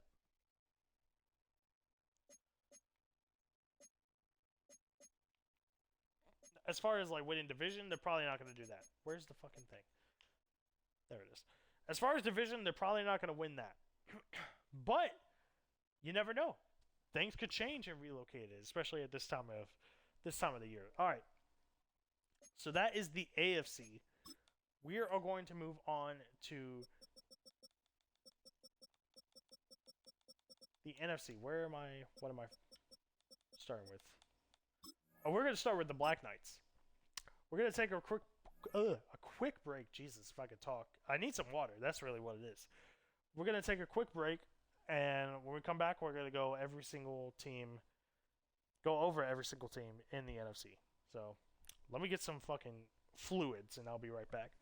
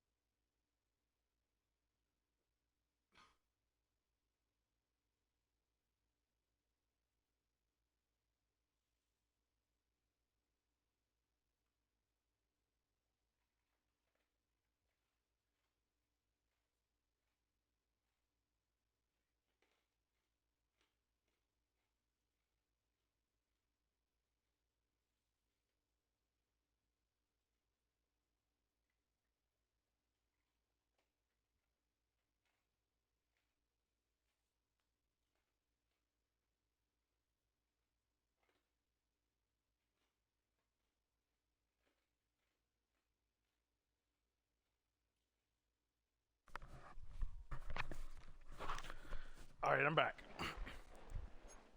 One thing I also forgot to mention that I that I wanted to mention when we got up to it. So for the Lumberjacks, right? Another key reason why they're winning? Look at this turnover differential.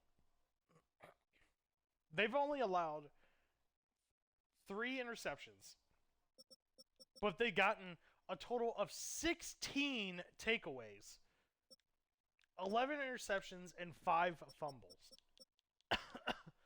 Absolutely insane. Bonkers. Crazy. They've almost doubled the next best team, which is the Desperados and the Monarchs. But that's another key reason why they've been winning games.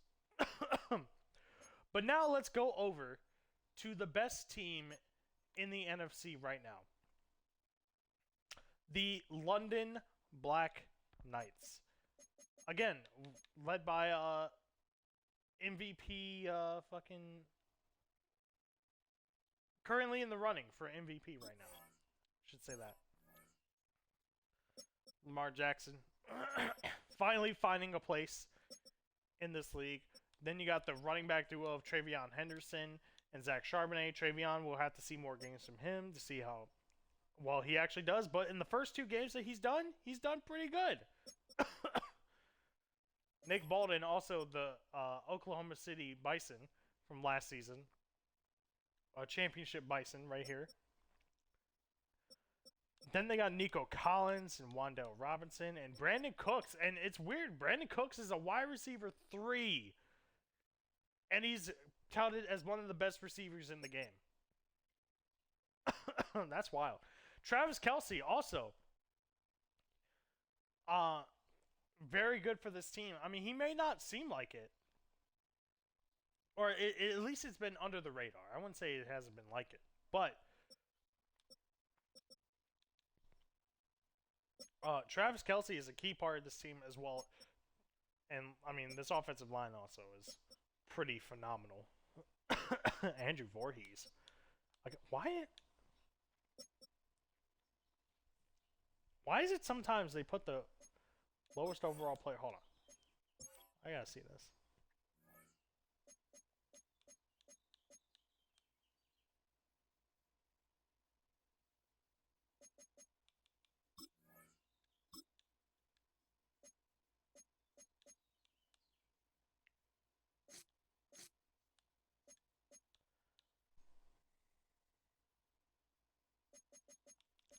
This is the best lineup?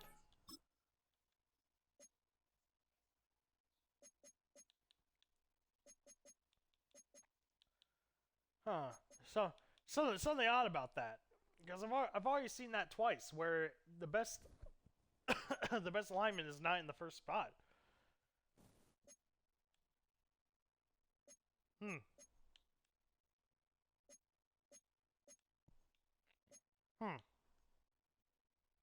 No idea. No idea. Anyways. Not the point. Point is, this team, phenomenal. I mean, across the board. They might be the best team in the league right now. They do have some of their faults. But we'll see who their faults are against. Offensively, the best team in the league. The best rushing team. The best... I think that's kind of wild, considering the fact that Toronto Snowhawks just have Justin Fields. I mean, I say that. But this team has Lamar Jackson and Zach Charbonnet, who's done wonders. Travion Henderson is also really good as well. Number 1 rushing team, completely understandable. Number 4 in passing as well. And they are the number 1 scoring team in the league. And defensively, they're actually not that bad either. I mean, defensive passing needs a little bit of work. But they're the number 1 defensive rushing team. And number 8 in defensive scoring. So this team, on all accounts, really good. They're, I mean, obviously I see a flaw. But even then, like, that flaw hasn't really hindered them that much. especially when your offense is firing on all cylinders like that. When you get a defense that still does good, I mean, you get this result. Like, this might be the number 1 seed in the entire league. But let's go over to who they've actually lost to. So they won in the season opener. They won against the Dublin Shamrocks, dominated the Tokyo Dragons, lost to the Sentinels. Maybe they just didn't figure things out yet. I have no idea how they even lost to them. But they won against the Thunderbirds, won against the Dreadnoughts, Oilers as well, dominated against their longtime division rival, the Paris Steamers. But they lost to the Vancouver Lumberjacks, who's kind of like their equal in a way. Kind of, sort of. But then they dominated against the Desperados, who are also a top team. So, okay, how many points? Let's see how many games. Only 2 games where they got less than 20 points. Incredible. Incredible. This offense is a force to be reckoned with. They're currently on a bye week right now, so you know, they're trying to see what game plans they can do, what to improve on. I mean, probably that defensive passing. But they have the Redwoods, who I wouldn't sleep on them, but they seem like an easy thing. And then they have the Shamrocks at home. I mean, come on. Who's the rest of the schedule? The Elks. That's gonna be an Independence Day game as well. Sorry. Huskies should be an easy game for them. Bulls, that'll be an interesting game to see. Condors will also be an interesting game to see. The Steamers, depending on where the division is, that might also be interesting. And then they have the Dragons, who, you know, they might not even be in playoffs as well. So they do have some tough challenges going forward, but overall, this might be the team. This might be our number 1 team this year, you know, along with the likes of the Sentinels in Season 0, the Condors in Season 1. It might be the London Black Knights in Season 2. So, let's go behind them to the Paris Steamers.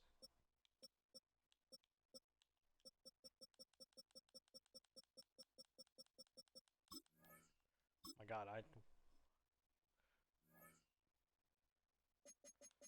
Alright. Paris Steamers, led by the one Caleb Williams, who was he was on the team he was on the Monarchs last season. Funny enough, he was on the Aftermath team that made he was on the Aftermath team that made the Super Bowl. Fortunately, didn't win that one, but y'all didn't see that. But anyways, on the Monarchs, the season that you guys did see didn't really perform too well. No, Alvin Kamara, I mean, he does all right. Devonta Smith, T. Higgins, Ricky Pearsall, Jalen Coker. Offensively, like, you know, it's not...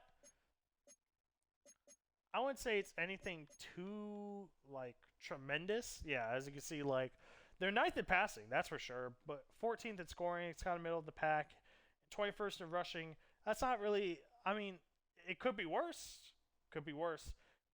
But again, the defense kind of... the defense kind of sort of is the problem. 29th in defensive passing yards. 22nd in defensive rushing. 24th in defensive scoring. So again, not really... defense is kind of holding them back in a way. But it's not like this team's a terrible team, though. I definitely see this team making playoffs for sure. As a wild card. Because obviously, you know, you got the London Black Knights, who I'm just glazing up. Like Chris Collinsworth glazes up Patrick Mahomes. But I mean, they're 5-3-1. You know, they aside from the 3 losses and the tie. Let's look at their schedule. Because who are their losses to? So they won against the Dragons and the Thunderbirds, as they should. Tied with the Redwoods, but then got shut out by the Armadillos, who is another top team, but we'll get to them. Then they had a very high-scoring game against the Condors. Sentinels, they won 24-10. Lost badly to their division rival Black Knights. But then they come out with the win against the Elks. But then they lose to the Antlers. So they lose. So from one deer to another, they won and then they lost. They face the Huskies, and the Wizards going to be a tough one. But they do face the Huskies. The Lumberjacks. Ooh. They got some tough teams. Oh, but they do face the Shamrocks, so as long as they keep the pace and, you know, don't completely blow it, they have a chance of making playoffs, but who knows? They're not that bad of a team, though. Offensively, I think they're pretty good. Defensively, they kind of slacken. But they're getting these wins. You know, I can't blame them. You know who's not getting wins? These Tokyo Dragons. In Brian Dabble's last year as a Dragons coach. He is not doing anything right, it seems like. Let's look at their schedule, see who they lost to real quick, as a first. So they lost 4 in a row. Steamers, Black Knights, Elks, Condors. I mean, they're all pretty good teams. But they won against the Bisons as their first one of the season, and then the week after they won against the Shamrocks. So they were kind of they went on a win streak, but then they lost badly to the Lumberjacks. And then they won against the Shamrocks again to solidify that they're not worse than the Shamrocks. But then they lost against the Monarchs. So really, their only wins come from the Shamrocks and the Bisons, which they barely won that. Not really convincing. These Dragons players are.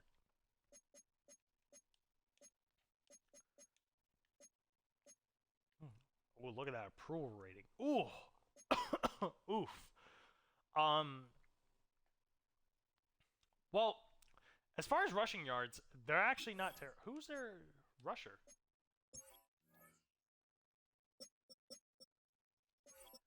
Obviously led by J.J. McCarthy. Javonte Williams as their lead running back. Okay, that makes sense.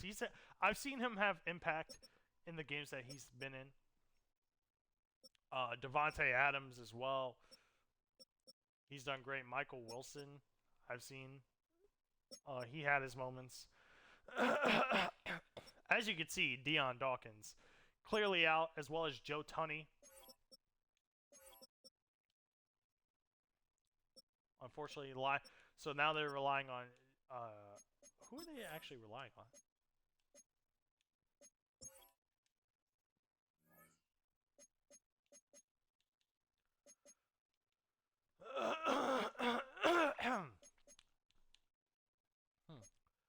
Yeah, they're relying on Carter and Vincent to fill the roles for Dawkins and Tunney.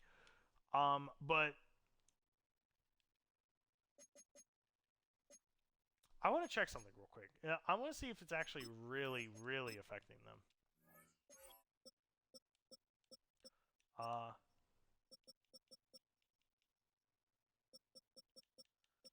yeah, we can see the Pioneers have the most sacks. Antlers also have the second best sacks. Wait, no, they don't. Elks have the most sacks, and then it's Snowhawks, and then it's Pioneers. And Voyagers have the least amount? Damn. Armadillos also have the least amount. That's crazy. Anyways, not the point. I was hoping to see, like, the amount of sacks allowed, but I guess... Oh, we can't really see that. Either way, it's not helping their case. I mean, they're 3-6 right now. third in rushing. I mean, they seem to got the rushing game down, but anything passing they can't seem to do.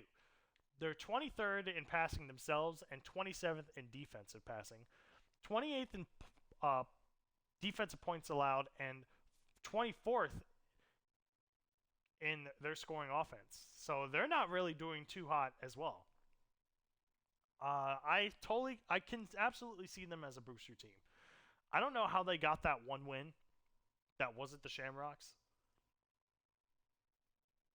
I mean, clearly it was a close game. They allowed them to not get a touchdown, but I don't know. This team could be 2-7 right now. But now we have to talk. Oh boy. Oh boy.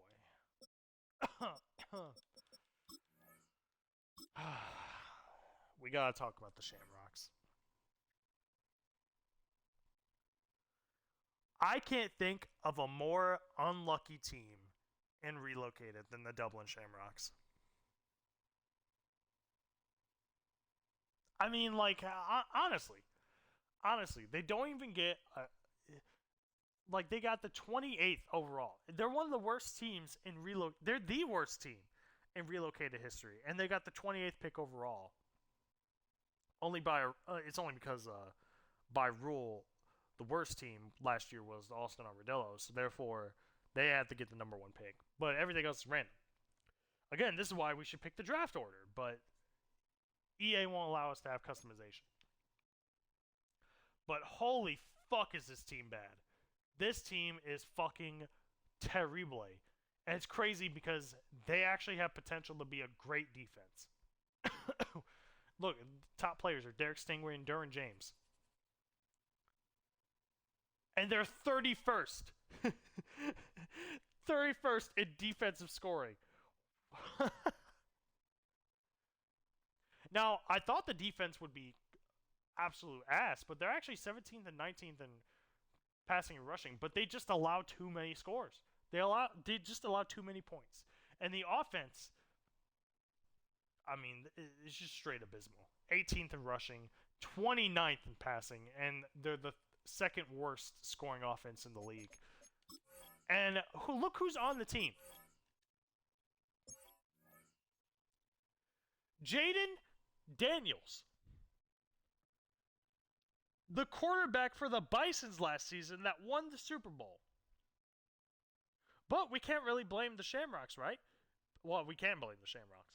But this isn't shocking because last year, the Shamrocks picked a Super Bowl QB in Matthew Stafford. Now, they got 5 wins, but they were still pretty bad. Still so bad.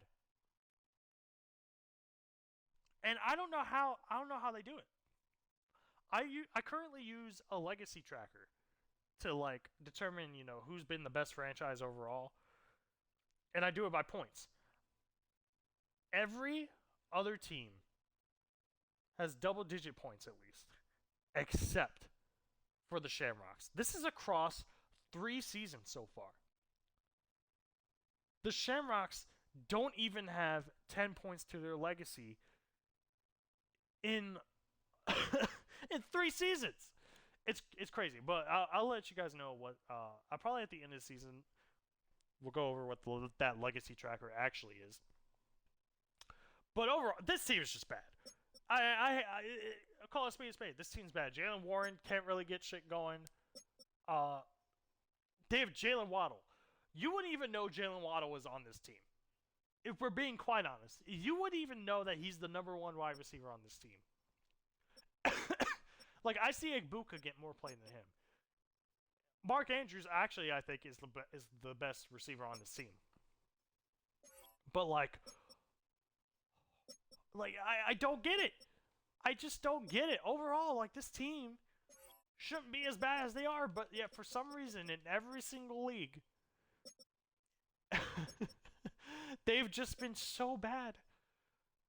So bad. I can't even properly explain it.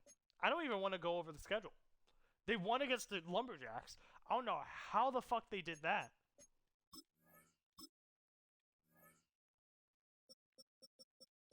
But they've lost to every team. Like, look, 17. They got 17 points one time. They still lost. They only got 10 points twice, and then every other time is just single digits for them. The one time they won, they actually got 24 points.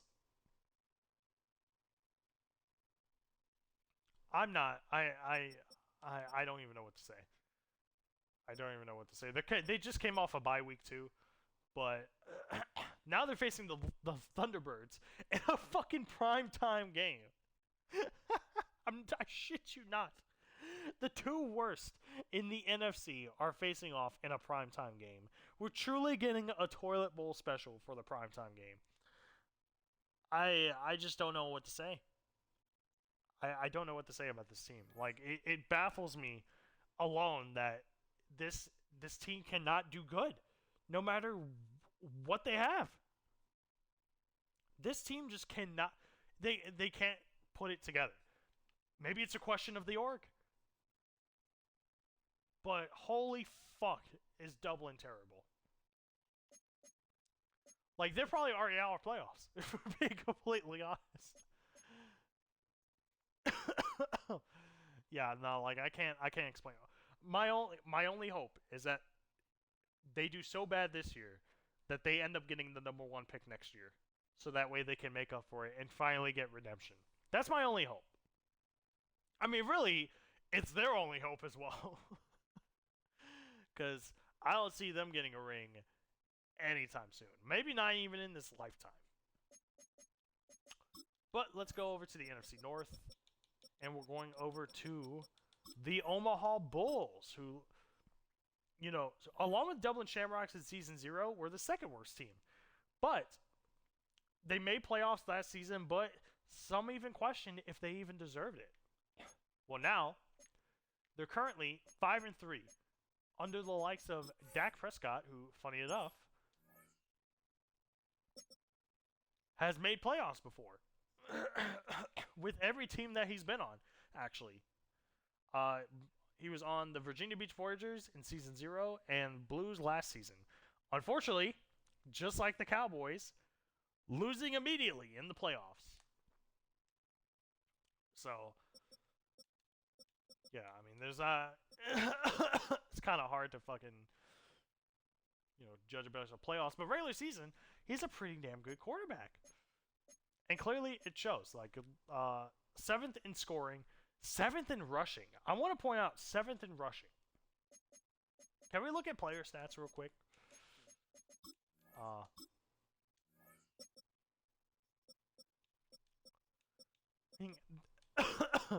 Oh, Dak Prescott has his fair share of rushing yards. Devin Singletary has 159, but Judkins, who was out for a majority of the season, has come to be an impact player for this team. And I don't hate it. But also another impact player for this team, Brandon Ayuk. I know how much, he seems like a tool in real life. But you can't deny these receptions and receiving yards that he's got. He's got the most touchdowns on the team.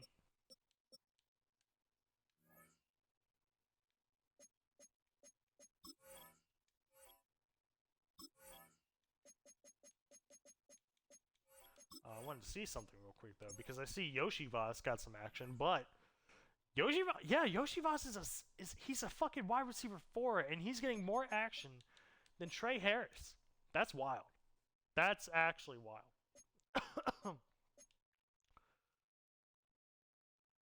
But yeah, as you can see, 15th in passing, which is kind of crazy, considering they have Brandon Ayuk. He's mainly getting majority of it, but they're middle in the pack in passing. But rushing, 7th in the league and 7th in offensive scoring. Their defense, they're good. They're good, not great. They just allow too many points, as we've seen from a couple teams.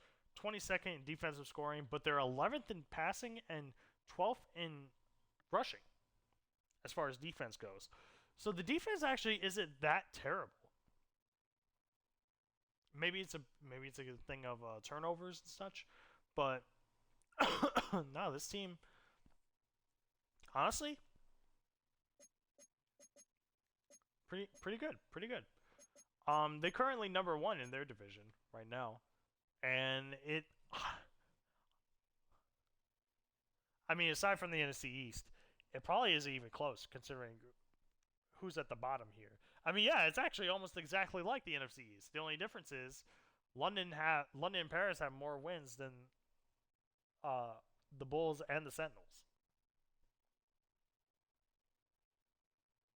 But the Sentinels, well, let's go over the schedule before we go to the Sentinels.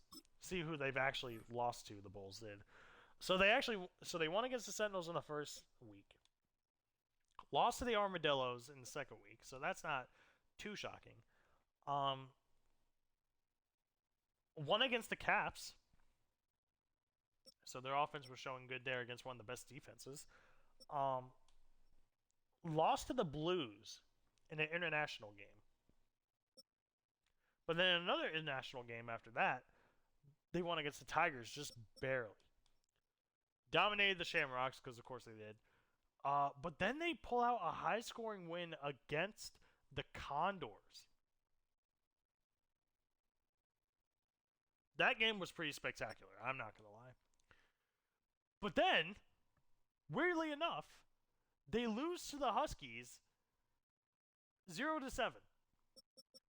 So we see a unicorn game from the offense where they only scored nothing. They scored nothing. And that allowed the Huskies to win. How do you allow that to happen? I mean, they fell asleep at the wheel for sure. But overall, like this team definitely seems keen on winning the division. They're not. I mean, they won the. They got the playoffs last season as the 7th seed in the wild card, but they're looking to bypass that. They want home field advantage. St. Louis Sentinels. Let's talk about them.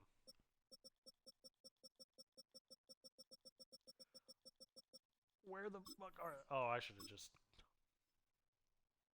reversed the order. Led by Ben Johnson in his first year, not really showing too much. Led by Tyler Shaw, but also has key players like Josh Jacobs and Jackson Smith in Jigba, or Ekra as they're calling him now. He also has Chris Olave too. Like, this wide receiver core is actually one of the best in the league. How can they not do anything? Chiga Conquo is a Sentinel again. That's pretty fitting. But this team, well, actually, I don't know.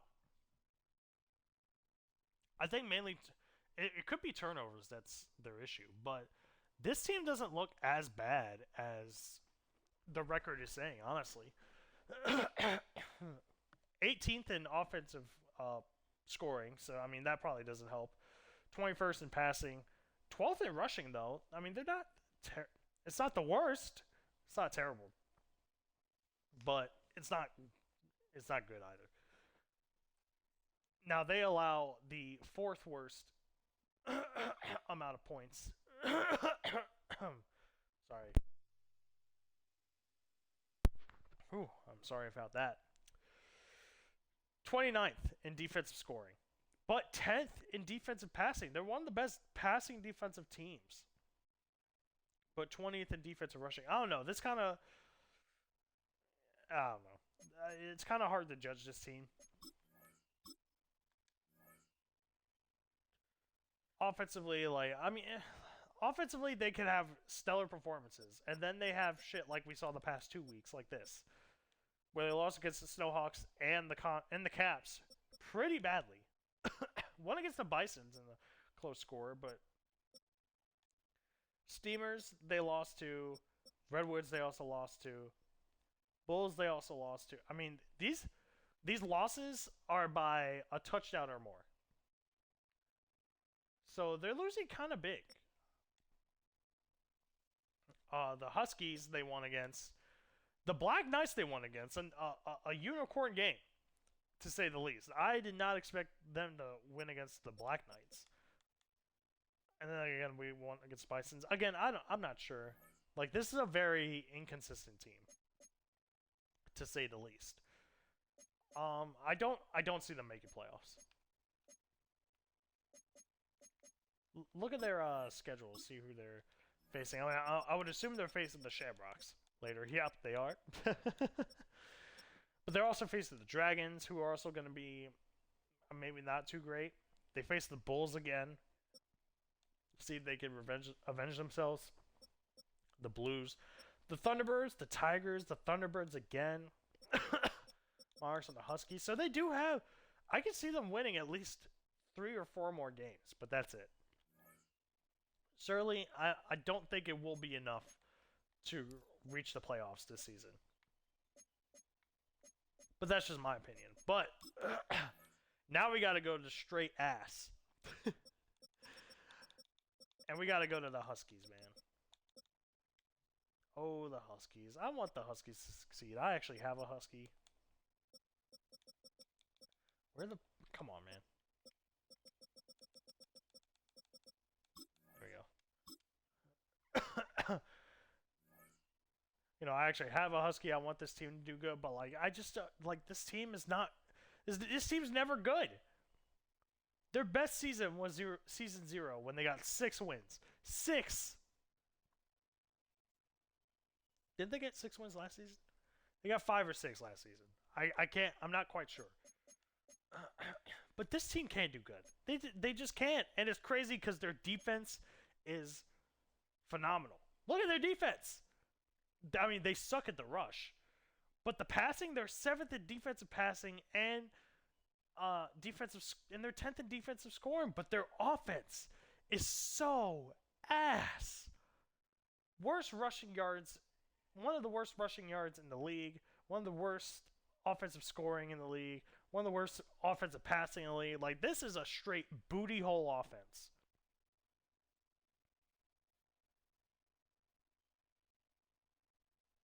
I'm not even...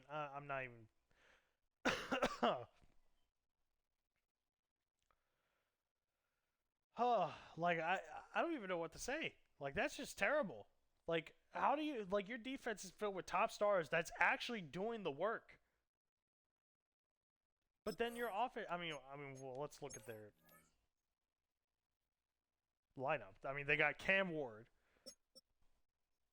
Not great. DeAndre Swift should be doing a lot better than he should be. But they got Jordan Addison, who's a former champion. Matthew Golden, Troy Franklin, Cole Kmet. I mean, I don't know. This...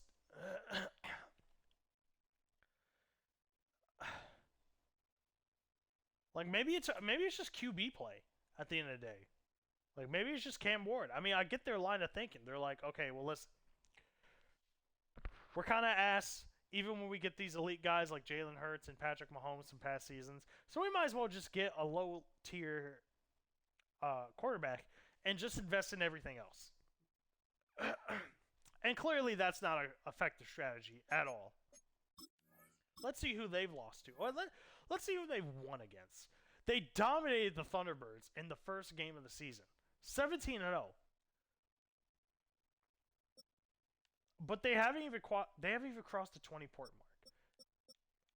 And so they lost 1, 2, 3, 4, 5, 6 games in a row, went on a bye week, and won against the Bulls by a touchdown. I believe that was a fluke of a game, I'll be completely honest.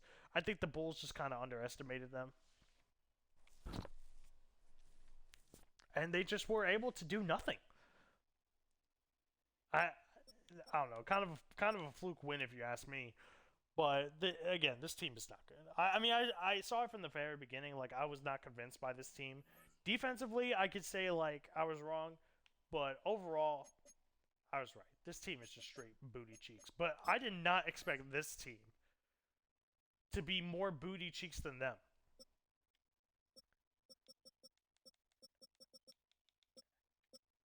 And that team is the Louisville Thunderbirds.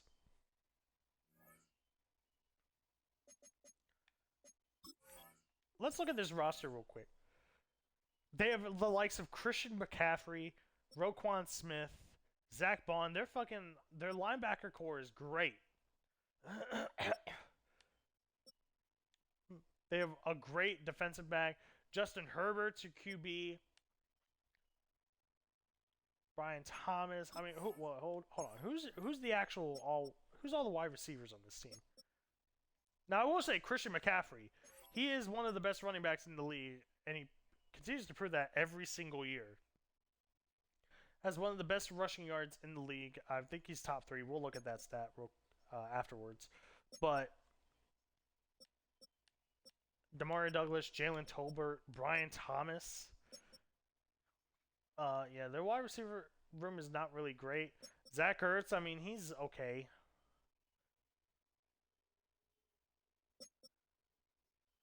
I mean, I have... Offensive line is probably not great either, if we're being completely honest.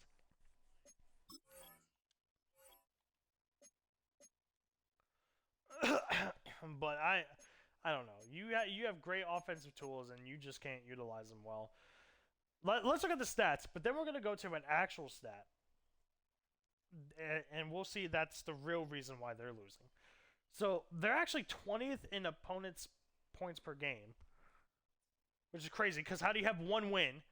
They're 12th in defensive passing and 21st in defensive rushing. This is... I mean, we've seen worse defenses. How does this team have one win? Well, I'll tell you why. Other than them not scoring points, they do have a lot of passing. And ninth in rushing, obviously, they have Christian McCaffrey. As you can see, he's behind Tony Pollard in rushing yards. But I'm going to show you the reason why this team is losing. Are you ready for this? Are you ready for this?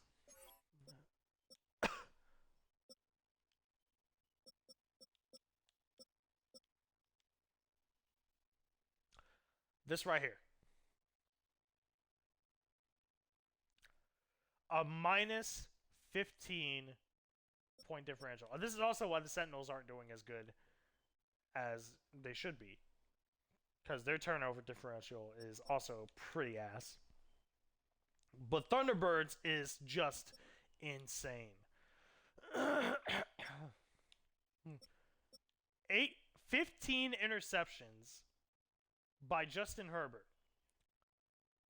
I want to remind you, this guy was a part of the St. Louis Sentinels who went on that 14-game win streak. 13 or 14-game win streak, whatever it is. In Season 0. Made it to the Super Bowl. Almost won the Super Bowl. And now he's reduced down to this. 15 interceptions. And 3 fumbles lost. That is a completely asinine amount of turnovers from a team. And you can see why they clearly lost. I mean, what's their only win? They've dominated the Caps. It seems like offensively, they were putting it together for a little bit. I mean, look, they almost won against the Desperados. I mean, I wouldn't say almost won, but they definitely were high scoring. Memphis, no, not great. They tied against Houston, so maybe that is something. I mean, they lost a close game to the Tigers. They lost pretty badly to the Steamers. Lost terribly to the Huskies in the first week. Actually, was putting together their offense against the Black Knights, but still, it's the Black Knights. They were doing fucking phenomenal.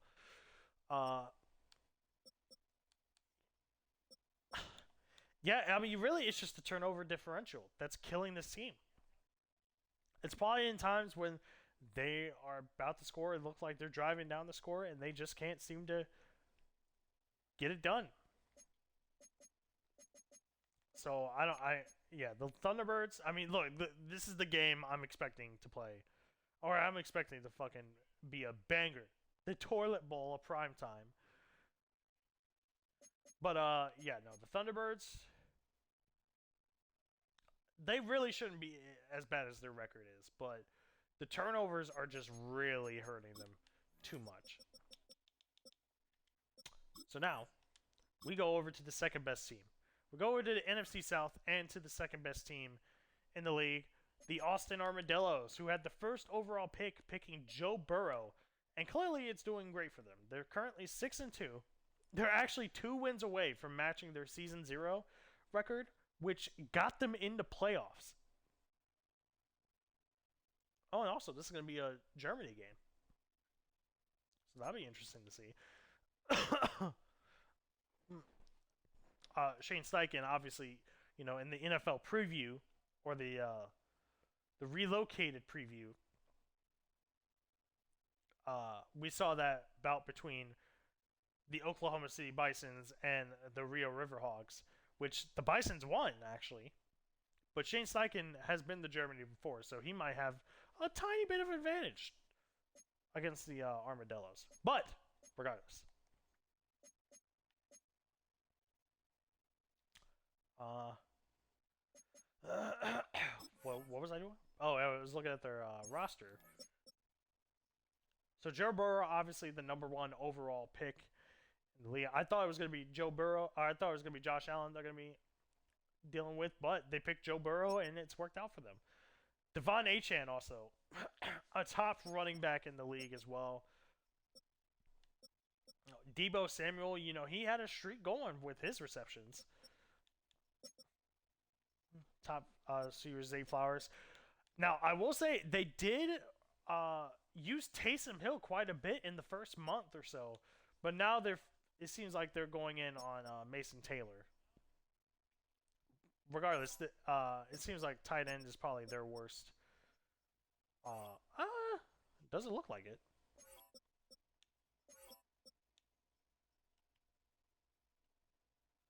Doesn't look like their worst position, but overall, let's see how they've done. I mean, offensively, great team. 10th in the league in offensive scoring. 12th in the league in passing and 11th in rushing. So a pretty sound offense. Defensively, their defensive passing, I mean, I feel like this is a common thing, especially when you're in a pass-heavy league. The defensive passing is going to hinder yourself a little bit, but as long as you're handling everything else, it seems like it's the top strat. I mean, look at their defensive rushing. They're third best. Their defensive scoring, they're ninth best. So there ain't no slouches on defense. And offense, they're definitely good. Their offense is definitely good, but it doesn't match up with the top in the league, especially with the Black Knights. But did they win against? No, they didn't win against the Black Knights. It's one of their only losses, actually. Gotta sip my tea here.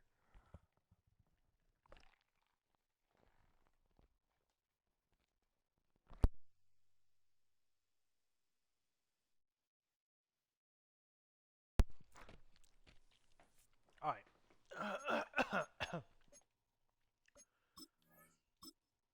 Let's see who they've beaten and who they've lost to. So they lost to the Oilers, which is actually going to be kind of devastating. Because if the Oilers are actually right behind them, if they allow the Oilers to even get the same record as them, well, actually, that's going to be, it wouldn't matter anyway, because the Houston Oilers actually are tied, or they have a tie on their record. So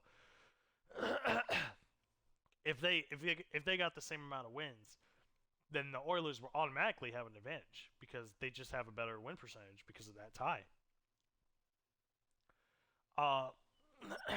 But I mean, look, they win against the Bulls soundly. They win against the Orbits soundly. Dominate the Steamers. Close game with the Mounties, though. I believe that was a comeback game. The Monarchs, they barely win against. But then they lose to San Juan. So San Juan might be on the rise. But then they come back with the win against the Virginia Beach Voyagers. But now they're really going to get tested with these Riverhawks. And they face the Oilers again. And they face the Bisons for the first time. But as far as the rest of the schedule will go, I mean, other than the Desperados and maybe the Bisons and Oilers, they don't really have too tough of a schedule. So they have a good chance of making playoffs. As a matter of fact, I guarantee you they probably will make playoffs this season.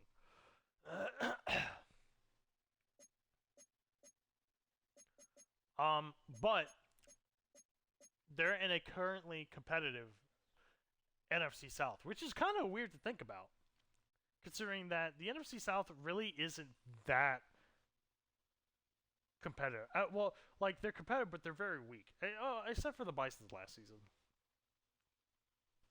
Bisons, I mean, really stood out from their division, if we're being quite honest. But this is, they're all one win, within one win of against each other. But let's go with Houston. The Oilers also pretty unsuccessful in Relocated thus far, but having a winning record so far.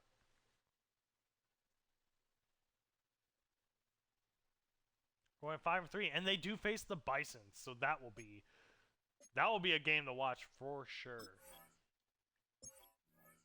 But if you look at their roster, their roster is pretty stacked. Drake May, James Cook. James Cook hasn't really been involved too much in this league. It's mainly been a passing game for this Oilers squad. But they have Garrett Wilson, Alec Pierce, Jalen Naylor, who's been getting a brunt of the receptions from this team. TJ Hawkinson at tight end, who's also seen his fair share. If we look at the actual stats, look, they're second in passing and fourth in scoring.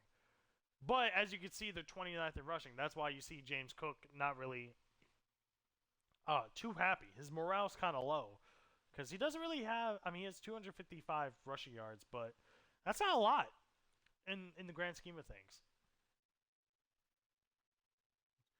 Defensively, though, this team isn't really that great. Defensive passing is 26. Defensive rushing is 28th, and defensive scoring is 21st. So again, a case of their offense really carrying this team.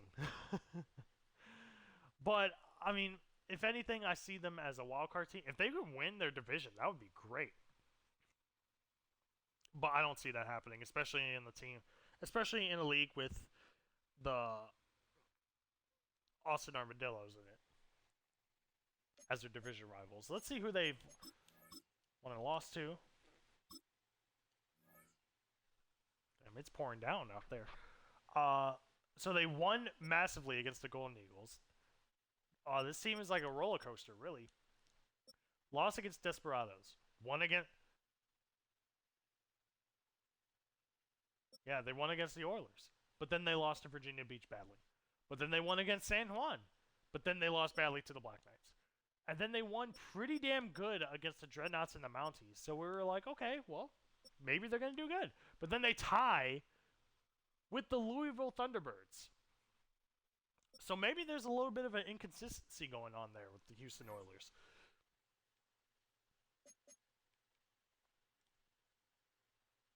Maybe they're middle of the pack. Maybe they just barely made wild card, but who knows? But let's go with the team they're facing off against. Our current reigning relocated champions, the OKC Bisons. Hold on, give me 1 second.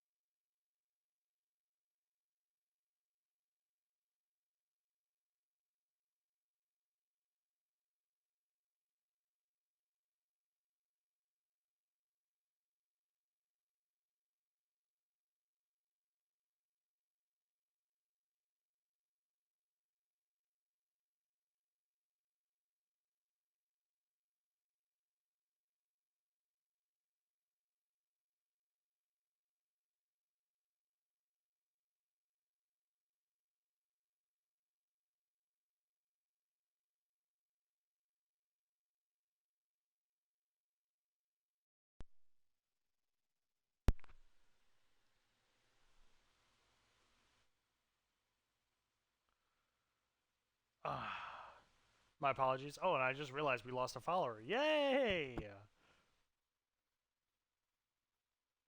Fantastic. Um, okay. So, where was I? Oh, the Bisons. Let's go to their roster real quick because I have my opinions on this Bisons team. I mean, they're 5-4, which is all well and good. Uh, Daniel Jones, I think he's kind of an underrated quarterback, for being completely honest. Joe Mixon's doing well at running back.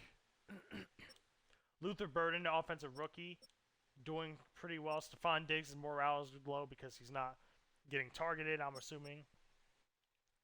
Gadsden uh, uh, not really a pivotal point of this team. But let's look at their stats.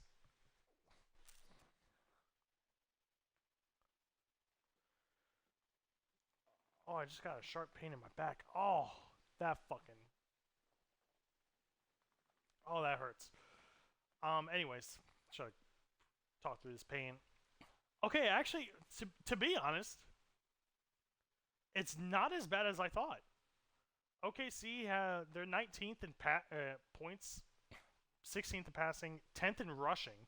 So they're top 10 in rushing, just barely. And they're like all. This seems like the most overall sound team. Like offensively, they're like a little bit weaker than defense, but their defense is actually pretty good.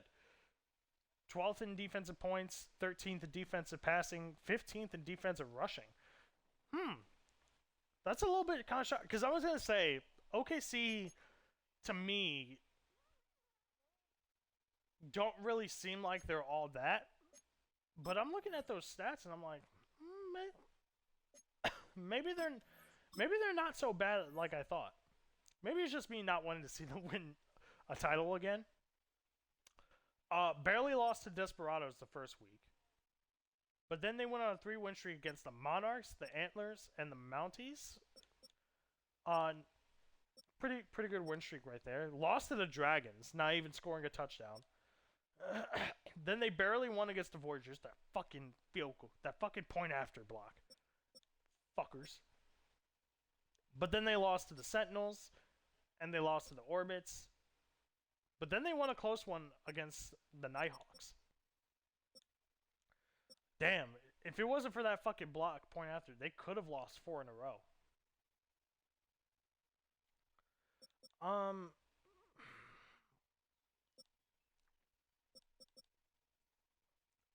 don't know, they just kind of seem like a mid-league team. Honestly, I feel like this team could probably make playoffs over Houston. I want Houston to make playoffs over them, but honestly, it's really just contested. This team doesn't actually. It's their team is actually pretty good. It's not like they were last season, where their offense was good the whole year, but then defensively they started to pick it up. They've just overall been good offense, good defense. And now we gotta talk about the Orbits, who, they don't seem like they're in contention, but like sneakily they kind of are. If we know how to get to them.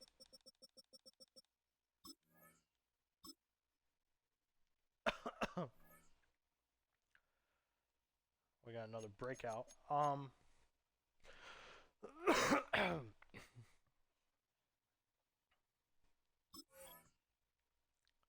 So, what does this roster consist of? Well, it's mainly run by Trevor Lawrence, who has already matched the wins he got last season because he was on the Austin Armadillos, and they were pretty ass. But he's already surpassed that, so can't be any worse than he was last year, unless he straight up loses all these games in a row. But they also have Kenneth Walker, who's been he's been the main part of why they're successful. Jameson Williams, Cooper Kupp back with the Orbits. Dallas Goddard as their tight end. They seem to rely on him as well. Let's look at their stats. So this is what I figured. Offensively, not a terrible team. They're ninth in scoring and they're fifth in rushing off back of off a K9. 13th in passing yards. Yeah, this team. Oh wait, I'm looking at the fucking Virginia Beach Foragers. This fucking. God damn it. These fucking blue teams.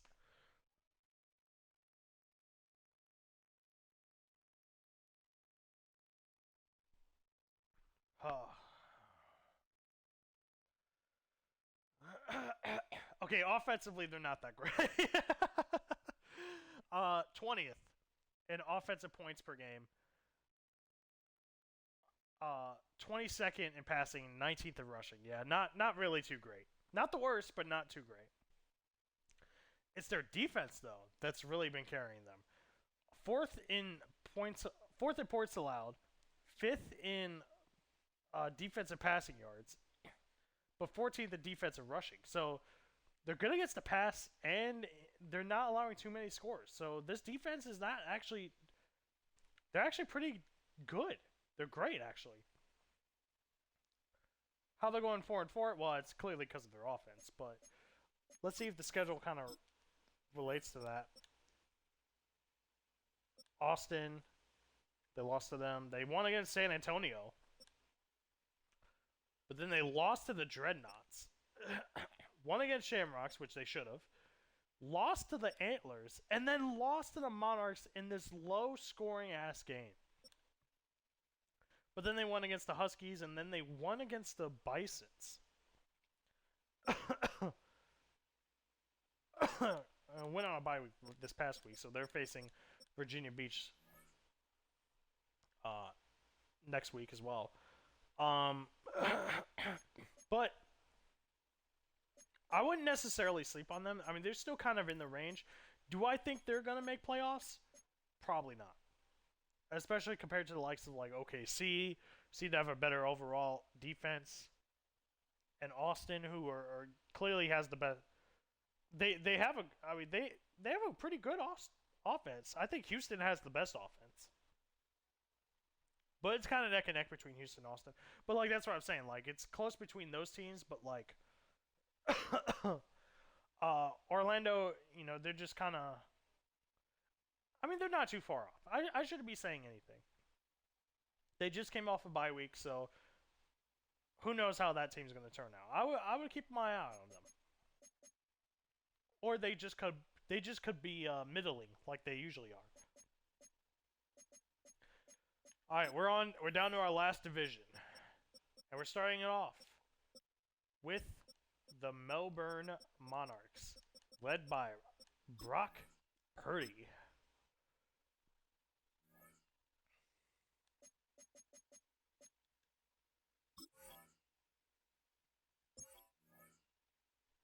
This is C right there. Also using Tyrone Tracy a lot.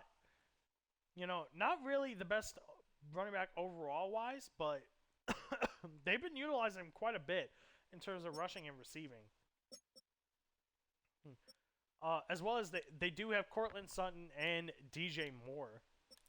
Wow, this is actually this is a crazy development. DJ Moore is actually technically ahead of Cortland Sutton. But also Juju Smith-Schuster has also been pivotal with his team. Harold Fannin, looking to be the best rookie tight end of the class. Actually, well, Tyler Warren is of the AFC. But if there's an NFC tight end rookie, it's got to be Harold Fannin. But overall, Melbourne. You know, honestly, I'm kind of shocked at this. I, for some reason, thought Melbourne had a better offense than this. 21st in points, 18th in passing, 28th in rushing. I thought they were a lot better. I don't know. That's actually kind of crazy that they're not there. But they make up for it in defense. They're top 10 in defensive rushing. They're second in the league with the least scored against them. and middle of the pack in defensive passing. So really, it's the defense that's really carrying this team. But I say carry, but like I could have sworn this offense looks better than, I mean, at least years past. And these guys are number one in the division. What's their record? 6-3. So yeah, kind of odd that they have that many wins, but their offense really isn't that great. Weird thing to see. So the Antlers, they got a win against them. They lost to the Bisons. Won against the Desperados. Won against Mexico City. Won against the Nighthawks. Won against the Orbits. Not really high scoring though. Lost to the Armadillos in a close game, but then lost to the Pioneers pretty badly. But then the one against the Dragons last week.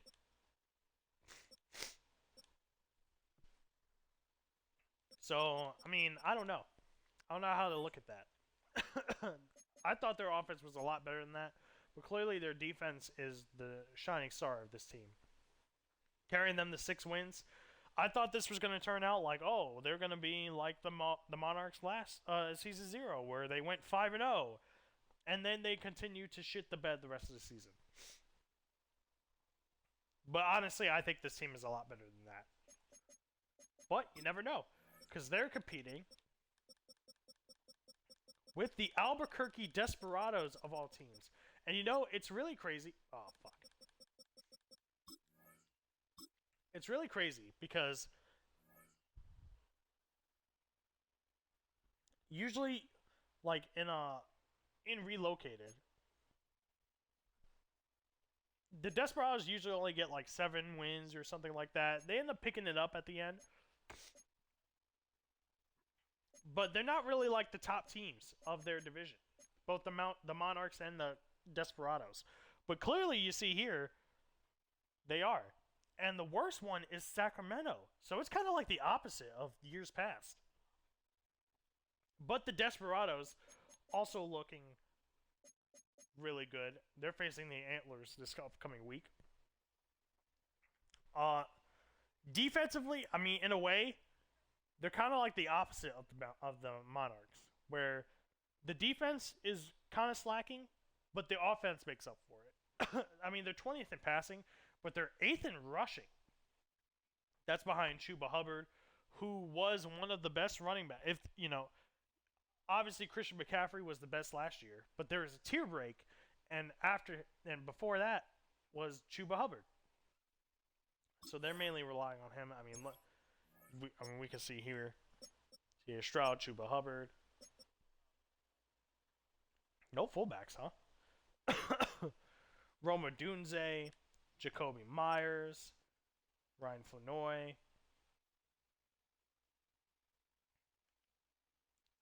They definitely have some good receivers there, but offensively, they look good. Defensively, they could be better, and they're not the worst, but they could be better. Allowing 19 points defensively, passing yards is 19th, and defensive rushing is 23rd as well. I forgot to do this as well, because I think this was the first time I saw someone actually surpassed someone in overall. And honestly, it should be different.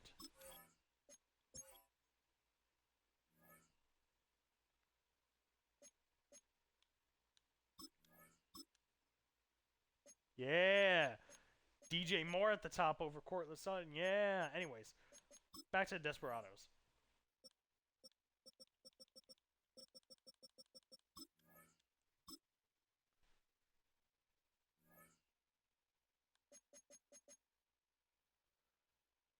But like I said, offensively, really good team. Defensively, could be better. But it's a nice, refreshing change to see the Desperados actually doing good for once at the beginning of the season. Hopefully they don't fuck it up near this end. Let's see their schedule. So they won against the Bisons and the Oilers, so that's that's nice. Lost against the Monarchs though, so that's going to be crucial for their division, considering they're the two teams fighting for the top. and they lost to the Antlers. So that's really unfortunate.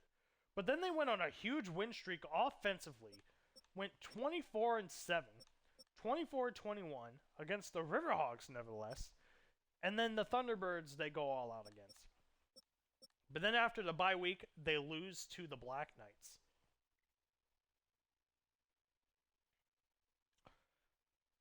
Huh. Very strange how after the bye week, they just kind of lost momentum after the bye week. That's just is what it is. But they're facing the Antlers again, hoping to get revenge. I mean, the Antlers beat them without even scoring a touchdown. So hopefully they get their revenge there, and Albuquerque can prove to be a top team. But speaking of the Antlers, we got to go to them. Because in a way, they kind of been a disappointing team. Despite the fact that they're not really doing too bad either, but if you saw who we're dealing with here, Patty Mahomes. I also want to point out, if you saw the turnover, we'll look at that real quick.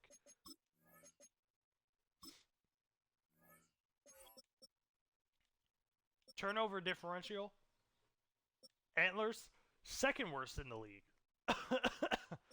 11 interceptions by Patty Mahomes.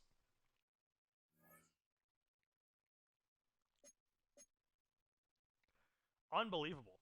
Unbelievable. But here's what's the redeeming factor. They're the best defensive passing team in the league. The problem is the middle in the pack and everything else defensively. And offensively, they have not proven anything. 26 in offensive points, 25th in rushing, 14th in passing. I mean, 14th in passing is middle of the pack, but like still, the offense is just not impressive, which is crazy considering who you're looking at this team. I mean, you got Bijan Robinson at running back in their 26. It's like teams don't know how to handle Bijan Robinson.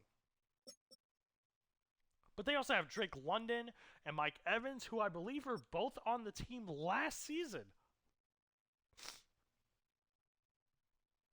I think. Yeah. I believe these two were on the team last season. These two wide receivers.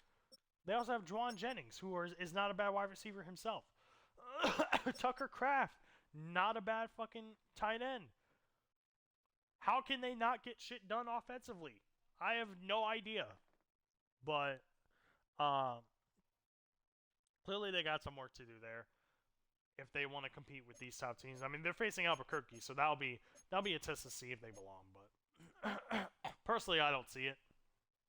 They have more to prove, which is crazy coming from Patrick Mahomes, who is literally, I mean, he's not the same as he was with the Oakland Redwoods in season 0.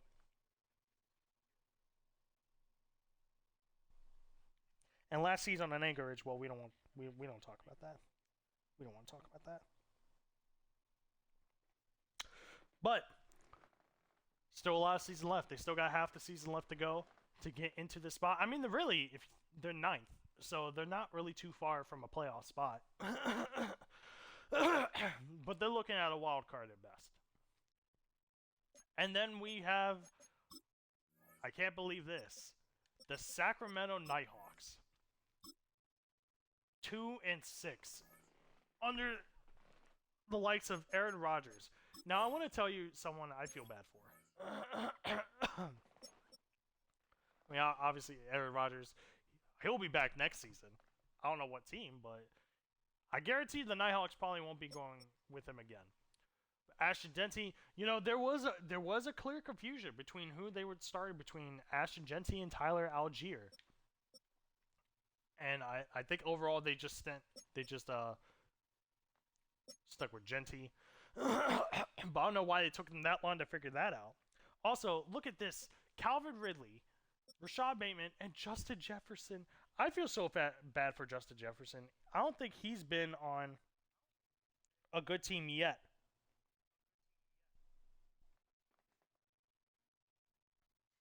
I don't remember his team, the team that he was on in season 0, but he was on the Golden Eagles last season as well.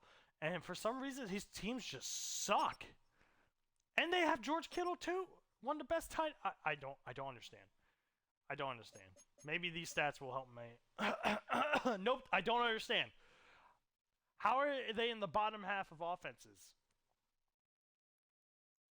And then they're good at defensive passing. Like what? Like they're in the bottom half for everything except for defensive passing, where they're top 10. Where is the sense? Where is the absolute sense?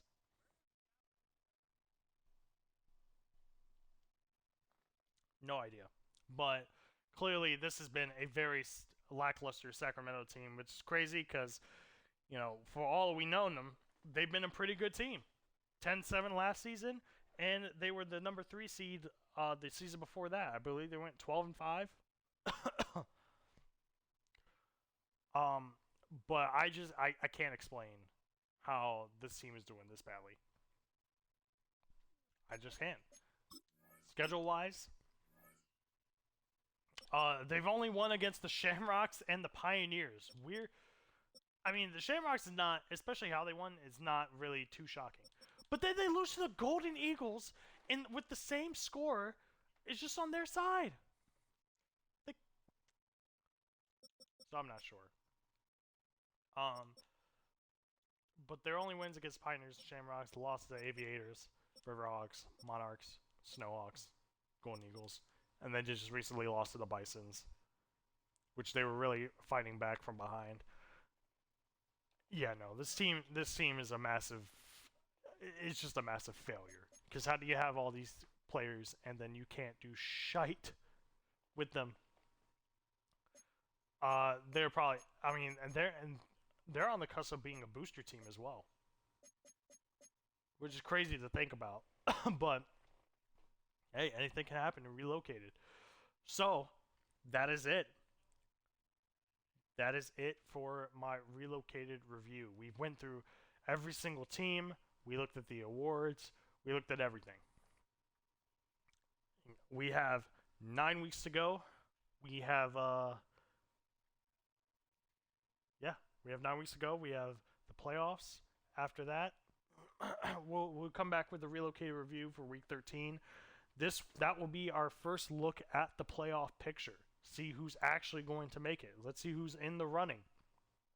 Because I guarantee you a lot of teams will change at that point. But that is it. I don't think there's anything else to go over. Again, I'm sorry I'm coming off a cold. That's kind of why I did this a little bit later than usual. It's because I was dealing with a cold and my sinuses. The sinuses still kind of fucked up. Still sound kind of nasally more than I actually do. But I was like, I need to get this done before the weekends. I actually planned on actually doing an edited thing so you wouldn't have to hear my voice. It was gonna be this whole thing, but I was just sick, and honestly, I was just kind of lazy, so I didn't really want to do it. I didn't really want to do this either, but it was either this or not at all. And we're at week 9. We have to come up with some review. So thanks to anyone that joined. Thanks to anyone that listened. I mean, I know this is a 3-hour long video. Sorry for that. Maybe I'll divide up the chapters, but yeah, thank you for joining. I'm Smiles, and we'll see you next week. Oh, that's another thing. Sunday we'll be back with week 10 at the usual time. However, Mondays are going to be later. They're actually going to be later than 1 o'clock, I believe. I got to check real quick. 4 p.m. 4 p.m. on Mondays. Yeah, so that's going to be a lot later than usual. We'll be going into the night with those games. So, again, 1 o'clock for Sunday, 4 o'clock for Mondays. Just the way my schedule is right now, it probably is best that I started at that time. But it doesn't matter anyway, because they will get uploaded the day after on YouTube regardless. So, again, thank you for joining. If you want to watch the live streams, it's on twitch.tv/relocated series. It's at Relocated Series on Twitter or X or however you say it. And then clearly you're watching this on YouTube, so you know what channel this is on. But like and subscribe. Get those views up, especially on my weekly recaps. Those are getting my most views so far. But thank you guys for joining. Thank you for putting up with my voice if you did. I don't recommend. I actually don't recommend listening to my voice, but hey, if you did, more power to you. But thank you for joining, and we'll see you for week 13 for the next Relocated review. But Relocated will be back next week on Sunday for week 10. Thank you guys. Take care. Smiles out.